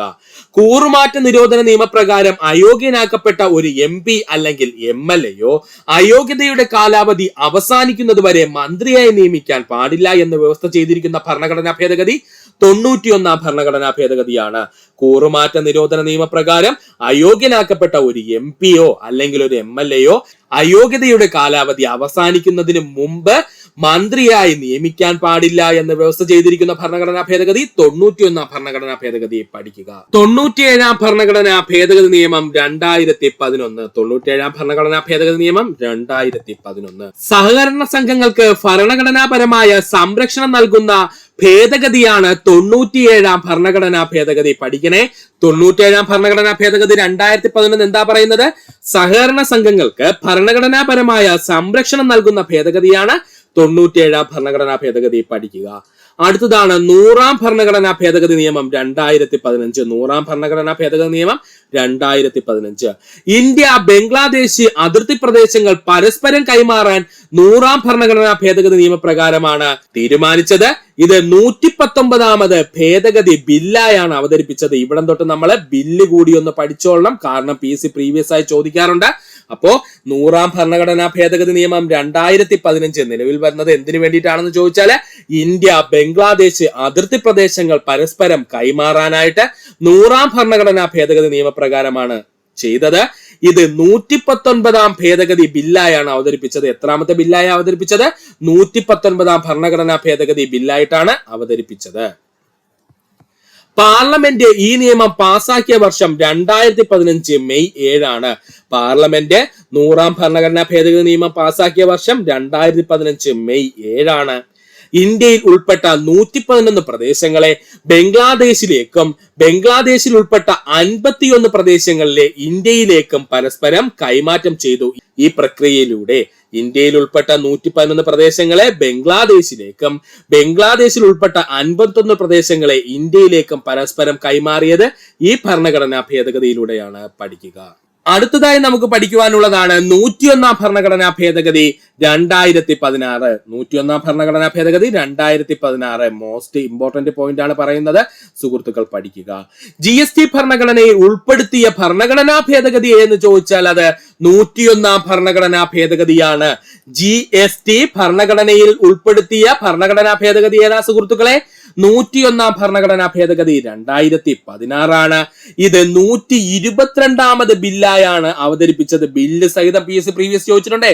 GST ഭരണഘടനയിൽ ഉൾപ്പെടുത്തിയ ഭരണഘടനാ ഭേദഗതി എന്ന് ചോദിച്ചാൽ 101 ഭരണഘടനാ ഭേദഗതി 2016 ഇത് 122ാമത് ഭേദഗതി ബില്ലായാണ് അവതരിപ്പിച്ചത്. GST ബിൽ ലോകസഭ ആദ്യമായി പാസാക്കിയത് 2015 മെയ് 6-നാണ്. GST ബില്ല് ലോകസഭ ആദ്യമായി പാസാക്കിയത് 2015 മെയ് 6-നാണ്. GST ബിൽ രാജ്യസഭ ഭേദഗതി നിർദ്ദേശങ്ങളോടെ പാസാക്കിയത് 2016 ഓഗസ്റ്റ് 3-നാണ്. GST ബില്ല് രാജ്യസഭ ഭേദഗതി നിർദ്ദേശങ്ങളോടെ പാസാക്കിയത് 2016 ഓഗസ്റ്റ് 3-നാണ്. ഒന്നുകൂടി പറയാം, GST ബിൽ ഭരണഘടനയിൽ ഉൾപ്പെടുത്തിയ ഭേദഗതി എന്ന് ചോദിച്ചാല് 101 ഭരണഘടനാ ഭേദഗതി 2016. ഇത് എത്രാമത്തെ ബില്ലായിരുന്നു എന്ന് ചോദിച്ചാല് 122ാമത് ഭേദഗതി ബില്ലായാണ് അവതരിപ്പിച്ചത്. GST ബില്ല് ലോകസഭ ആദ്യമാക്കി പാസാക്കിയത് 2015 മെയ് 6-ആണ്. കൺഫ്യൂഷൻ വേണ്ട, നിങ്ങളുടെ കൺഫ്യൂഷൻ അങ്ങോട്ട് പോകുമ്പോൾ മാറിക്കോളും. GST ബിൽ രാജ്യസഭ ഭേദഗതി നിർദ്ദേശങ്ങളോടെ പാസാക്കിയത് 2016 ഓഗസ്റ്റ് 3-നാണ്. അതായത് 2015 മെയ് 6-ന് നമ്മുടെ GST ബില്ല് ലോകസഭ എന്ത് ചെയ്തു? പാസാക്കിയിട്ട് നേരെ രാജ്യസഭയിലേക്ക് വിട്ടു. അപ്പോൾ രാജ്യസഭാ അംഗങ്ങളെല്ലാം കൂടി അതിൽ കുറച്ച് ഭേദഗതി വരുത്തിയിട്ട് എന്ത് ചെയ്തു? പാസാക്കിയിട്ട് തിരിച്ചു വീണ്ടും എന്ത് ചെയ്തു? ലോകസഭയിലേക്ക് അയക്കുകയും ഈ രാജ്യസഭ ഭേദഗതി ചെയ്ത ബില്ല് ലോകസഭ അവസാനമായി പാസാക്കിയത് 2016 ഓഗസ്റ്റ് 8-നാണ്. മനസ്സിലായോ? കൺഫ്യൂഷൻ ഇല്ലാതെ പഠിക്കണേ. ലോകസഭ ആദ്യമായിട്ട് 2015 മെയ് 6-ന് GST ബില്ല് അങ്ങ് പാസാക്കി. അത് നേരെ രാജ്യസഭയിൽ ചെന്നപ്പോൾ രാജ്യസഭ പറഞ്ഞു ഇങ്ങനെ ചെയ്യാൻ പറ്റൂല, കുറച്ച് ഭേദഗതികൾ ഇതിനകത്ത് വരുത്തണമെന്ന് പറഞ്ഞു. അങ്ങനെ ഭേദഗതി വരുത്തിയിട്ട് രാജ്യസഭ നമ്മുടെ GST ബില്ല് പാസാക്കിയ വർഷം 2016 ഓഗസ്റ്റ് 3. ഇനി രാജ്യസഭ ആ ബില്ല് പാസാക്കി അത് നേരെ പിണ്ടു എങ്ങോട്ട് പോകണം? ലോകസഭയിലോട്ട് പോകണം. അപ്പൊ ലോകസഭ അവിടെ ചെന്നിട്ട് എന്ത് ചെയ്തു? ഈ ഭേദഗതിയോടുള്ള GST ബില്ല് അംഗീകരിച്ച് അത് പാസാക്കിയത് 2016 ഓഗസ്റ്റ് 8-നാണ്. GST ബില്ല് രാഷ്ട്രപതി ഒപ്പുവെച്ചത് 2016 സെപ്റ്റംബർ 8-ന്. GST ബില്ല് രാഷ്ട്രപതി ഒപ്പുവെച്ചത് 2016 സെപ്റ്റംബർ 8-നാണ്. GST ബില്ല് നിലവിൽ വന്നത് 2017 ജൂലൈ 1-നാണ്. GST ബില്ല് നിലവിൽ വന്നത് 2017 ജൂലൈ 1, അല്ലെങ്കിൽ ഇന്ത്യയിൽ GST നിലവിൽ വന്ന വർഷം എന്തെന്ന് ചോദിച്ചാൽ 2017 ജൂലൈ 1 പഠിക്കുക. GST ബിൽ പാസാക്കിയ ആദ്യ സംസ്ഥാനം ആസാം. GST ബില്ല് പാസാക്കിയ ആദ്യ സംസ്ഥാനം ആസാമാണ്. GST ബിൽ പാസാക്കിയ രണ്ടാമത്തെ സംസ്ഥാനം ബീഹാർ ആണ്. GST ബില്ല് പാസാക്കിയ രണ്ടാമത്തെ സംസ്ഥാനം ബീഹാർ ആണ്. GST ബിൽ പാസാക്കിയ 16ാമത്തെ സംസ്ഥാനം ഒഡീഷയാണ്. GST ബില്ല് പാസാക്കിയ 16ാമത്തെ സംസ്ഥാനം ഒഡീഷയാണ്. കേരളത്തിന്റെ GST കോഡ് 32 പഠിച്ചോളണേ. കേരളത്തിന്റെ GST കോഡ് എത്രയാണ്? 32. ഇപ്പോഴങ്ങോട്ട് എക്സാമിൽ ചോദിച്ചേ ഉള്ളൂ. കേരളത്തിന്റെ GST കോഡ് എത്രയാണ്? 32 പഠിക്കുക. അടുത്തതാണ് 102 ഭരണഘടനാ ഭേദഗതി 2018. 102 ഭരണഘടനാ ഭേദഗതി 2018. ദേശീയ പിന്നോക്ക കമ്മീഷന് ഭരണഘടനാ പദവി നൽകിയ ഭരണഘടനാ ഭേദഗതി എന്ന് ചോദിച്ചാൽ അത് 102 ഭരണഘടനാ ഭേദഗതിയാണ്. ദേശീയ പിന്നോക്ക കമ്മീഷന് ഭരണഘടനാ പദവി നൽകിയ ഭരണഘടനാ ഭേദഗതി 102 ഭരണഘടനാ ഭേദഗതി. അതുപോലെ തന്നെ ഭരണഘടനാ ഭേദഗതി ബില്ല് എത്രയാണ് ഇതെന്ന് ചോദിച്ചാൽ അത് 123ാമത് ബില്ലാണ് കേട്ടോ, പഠിച്ചോളണേ. അതായത് ദേശീയ പിന്നോക്ക കമ്മീഷനുമായി ബന്ധപ്പെട്ടിരിക്കുന്ന ഭരണഘടനാ ഭേദഗതി ബില്ല് എത്രയാണ്? 123ാം ഭരണഘടനാ ഭേദഗതി ബില്ലാണ്. 123ാം ഭരണഘടനാ ഭേദഗതി ബിൽ രാഷ്ട്രപതി ഒപ്പുവെച്ചത് 11 ആഗസ്റ്റ് 2018. എക്സാം ടഫ് ആവുന്നതിനനുസരിച്ച് ഈ ഭാഗത്ത് നിന്നൊക്കെ ചോദ്യം വരും കേട്ടോ. 123ാം ഭേദഗതി ബില്ല് രാഷ്ട്രപതി ഒപ്പുവെച്ചത് 11 ആഗസ്റ്റ് 2018. 102ാം ഭേദഗതി പ്രകാരം നിലവിൽ വന്ന പുതിയ അനുച്ഛേദങ്ങളാണ് 338 342 പഠിച്ചോളേ. 102ാം ഭരണഘടനാ ഭേദഗതി നിയമപ്രകാരം നിലവിൽ വന്ന രണ്ട് പ്രധാനപ്പെട്ട അനുച്ഛേദങ്ങൾ ആർട്ടിക്കിളാണ്. ആർട്ടിക്കിൾ 338 ആർട്ടിക്കിൾ 342 പഠിക്കുക. അടുത്തായി നമുക്ക് പഠിക്കുവാനുള്ളതാണ് 103ാം ഭരണഘടനാ ഭേദഗതി നിയമം 2019. ധനപരമായി പിന്നോക്കം നിൽക്കുന്ന മുന്നോക്ക സമുദായക്കാർക്ക് 10% സാമ്പത്തിക സംവരണം അനുവദിച്ച ഭരണഘടനാ ഭേദഗതിയാണ് 103 ഭരണഘടനാ ഭേദഗതി നിയമം 2019. എന്താ പറഞ്ഞത്? ധനപരമായി പിന്നോക്കം നിൽക്കുന്ന മുന്നോക്ക സമുദായക്കാർക്ക് 10% സാമ്പത്തിക സംവരണം അനുവദിച്ച ഭരണഘടനാ ഭേദഗതിയാണ് 103 ഭരണഘടനാ ഭേദഗതി നിയമം 2019. ഭരണഘടനാ ഭേദഗതി പ്രകാരം സാമ്പത്തികമായി പിന്നോക്കം നിൽക്കുന്ന മുന്നോക്ക സമുദായക്കാർക്ക് 10% സംവരണം നടപ്പിലാക്കിയ ആദ്യത്തെ സംസ്ഥാനം ഗുജറാത്ത്. ഭരണഘടനാ ഭേദഗതി പ്രകാരം സാമ്പത്തികമായി പിന്നോക്കം നിൽക്കുന്ന മുന്നോക്ക സമുദായക്കാർക്ക് 10% സംവരണം നടപ്പിലാക്കിയ ആദ്യത്തെ സംസ്ഥാനം ഗുജറാത്ത്. മുന്നോക്ക സമുദായ സംവരണം നടപ്പിലാക്കുന്നതിനെ പറ്റി പഠിക്കുന്നതിന് കേരള സർക്കാർ നിയോഗിച്ച കമ്മിറ്റിയിലെ അംഗങ്ങൾ 2 പേരാണ്. ആരൊക്കെയാണത്? കെ ശശിധരനും അതുപോലെ കെ രാജഗോപാലൻ നായരും. ഈ ഇടയ്ക്കൊരു എക്സാമിന് ചോദിച്ചു കണ്ടിരുന്നു. മുന്നോക്ക സമുദായ സംവരണം നടപ്പിലാക്കുന്നതിനെ പറ്റി പഠിക്കുന്നതിന് കേരള സർക്കാർ നിയോഗിച്ച കമ്മിറ്റിയിലെ അംഗങ്ങൾ എത്ര പേരെന്ന് ചോദിച്ചാൽ 2 പേരാണ്. ആ 2 അംഗങ്ങൾ ആരൊക്കെയെന്ന് ചോദിച്ചാൽ കെ ശശിധരനും കെ രാജഗോപാലൻ നായരുമാണ്. 103 ഭേദഗതി നിലവിൽ വന്നത് 14 ജനുവരി 2019. 103 ഭരണഘടനാ ഭേദഗതി നിലവിൽ വന്നത് 14 ജനുവരി 2019. ഇത് 124ാമത് ഭേദഗതി ബില്ലായാണ് അവതരിപ്പിച്ചത്. 124ാമത് ഭേദഗതി ബില്ലായാണ് അവതരിപ്പിച്ചത്. 103 ഭരണഘടനാ ഭേദഗതി അനുച്ഛേദം ഏതൊക്കെയാണെന്ന് ചോദിച്ചാല് അനുച്ഛേദം 15ഉം അനുച്ഛേദം 16ഉമാണ് കേട്ടോ. 103 ഭരണഘടനാ ഭേദഗതി പ്രകാരം ഭേദഗതി ചെയ്യപ്പെട്ട അനുച്ഛേദങ്ങൾ അല്ലെങ്കിൽ ആർട്ടിക്കിൾ എന്ന് ചോദിച്ചാൽ ആർട്ടിക്കിൾ 15ഉം ആർട്ടിക്കിൾ 16ഉമാണ് പഠിക്കുക. അടുത്തതായി നമുക്ക് പഠിക്കുവാനുള്ളതാണ് 104 ഭരണഘടനാ ഭേദഗതി നിയമം 2019. 104 ഭരണഘടനാ ഭേദഗതി നിയമം 2019. 104 ഭരണഘടനാ ഭേദഗതി പ്രകാരം പട്ടികജാതി പട്ടികവർഗ വിഭാഗങ്ങൾക്ക് ലോകസഭയിലും സംസ്ഥാന നിയമസഭകളിലുമുള്ള സംവരണം 10 വർഷത്തേക്ക് കൂടി വർദ്ധിപ്പിച്ചു. 104 ഭരണഘടനാ ഭേദഗതി പ്രകാരം പട്ടികജാതി പട്ടികവർഗ വിഭാഗങ്ങൾക്ക് ലോകസഭയിലും സംസ്ഥാന നിയമസഭകളിലുമുള്ള സംവരണം 10 വർഷത്തേക്ക് കൂടി വർദ്ധിപ്പിച്ചു. ST വിഭാഗക്കാർക്ക് ലഭ്യമാകുന്ന സംവരണം 2030 ജനുവരി വരെയാണ് ദീർഘിപ്പിച്ചത്. SC/ST വിഭാഗക്കാർക്ക് ലഭ്യമാക്കുന്ന സംവരണം 2030 ജനുവരി വരെയാണ് ദീർഘിപ്പിച്ചത്. ആംഗ്ലോ ഇന്ത്യൻ പ്രതിനിധികൾക്ക് ലോകസഭയിലും സംസ്ഥാന നിയമസഭയിലും ഉണ്ടായിരുന്ന സംവരണം 104 ഭേദഗതി പ്രകാരം അവസാനിപ്പിച്ചു. ഇതാണ് ഇമ്പോർട്ടന്റ് പോയിന്റ്. ആംഗ്ലോ ഇന്ത്യൻ പ്രതിനിധികൾക്ക് ലോകസഭയിലും സംസ്ഥാന നിയമസഭകളിലും നിലവിലുണ്ടായിരുന്ന സംവരണം 104 ഭേദഗതി പ്രകാരം അവസാനിപ്പിച്ചു. 126ാമത് ഭേദഗതി ബില്ലായിട്ടാണ് ഇവിടെ ലോകസഭയിൽ അവതരിപ്പിച്ചത്. പഠിക്കുക. ലോകസഭയിലും സംസ്ഥാന നിയമസഭകളിലും ആംഗ്ലോ ഇന്ത്യൻ സംവരണം അവസാനിപ്പിക്കുന്നത് 2020 ജനുവരി 25 ലോകസഭയിലും സംസ്ഥാന നിയമസഭകളിലും ആംഗ്ലോ ഇന്ത്യൻ സംവരണം അവസാനിച്ചത് 2020 ജനുവരി 25 പഠിക്കുക. 104 ഭേദഗതി പ്രകാരം ഭേദഗതി ചെയ്യപ്പെട്ട ആർട്ടിക്കിൾ 334 പഠിച്ചോളണേ. 104 ഭേദഗതി പ്രകാരം ഭേദഗതി ചെയ്യപ്പെട്ട ആർട്ടിക്കിൾ എന്ന് ചോദിച്ചാൽ ആർട്ടിക്കിൾ 334 പഠിക്കുക. ഇത്രയുമായിരുന്നു നമ്മൾ പ്രധാനമായിട്ടും ഇന്ത്യൻ കോൺസ്റ്റിറ്റ്യൂഷനിലെ അമെന്റ്മെന്റ്സ് അല്ലെങ്കിൽ ഭേദഗതിയുമായി ബന്ധപ്പെട്ട് പഠിച്ചത്. സുഹൃത്തുക്കൾ വ്യക്തമായിട്ട് ഈ ഭാഗം പഠിക്കുവാൻ ശ്രമിക്കുക. നിങ്ങൾക്ക് LGS മുതൽ ഡിഗ്രി വരെയുള്ള ഏതൊരു എക്സാമിനും ഉപയോഗപ്രദമാവുന്ന രീതിയിലാണ് നമ്മളുടെ ക്ലാസ് സെറ്റ് ചെയ്തിരിക്കുന്നത്. സുഹൃത്തുക്കൾ വ്യക്തമായിട്ട് പഠിക്കുക. പ്രത്യേകിച്ച് LDC ഉള്ള സുഹൃത്തുക്കൾ വ്യക്തമായിട്ട് തന്നെ ഈ ഭാഗങ്ങൾ പഠിക്കാൻ ശ്രമിക്കുക. ഇത്രയും നേരം ഈ വീഡിയോ കണ്ട സുഹൃത്തുക്കൾ എല്ലാവർക്കും നന്ദി, നമസ്കാരം. നിങ്ങൾക്ക് ഈ വീഡിയോ ഇഷ്ടമായെങ്കിൽ നിങ്ങളുടെ സുഹൃത്തുക്കൾ കൂടി ഒന്ന് ഷെയർ ചെയ്ത് കൊടുക്കാനോടൊപ്പം തന്നെ നമ്മുടെ ചാനൽ സബ്സ്ക്രൈബ് ചെയ്ത് സഹായിക്കുക. സബ്സ്ക്രൈബ് ബട്ടൺ ചേർന്നുള്ള ബെൽ ബട്ടൺ അമർത്തി കഴിഞ്ഞാൽ നമ്മൾ അപ്ലോഡ് ചെയ്യുന്ന വീഡിയോകൾ അപ്പോൾ തന്നെ സുഹൃത്തുക്കളെ നിങ്ങളെത്തുന്നതാണ്. സുഹൃത്തുക്കളാർക്ക് നന്ദി, നമസ്കാരം. നല്ല ദിവസം നേരിടും.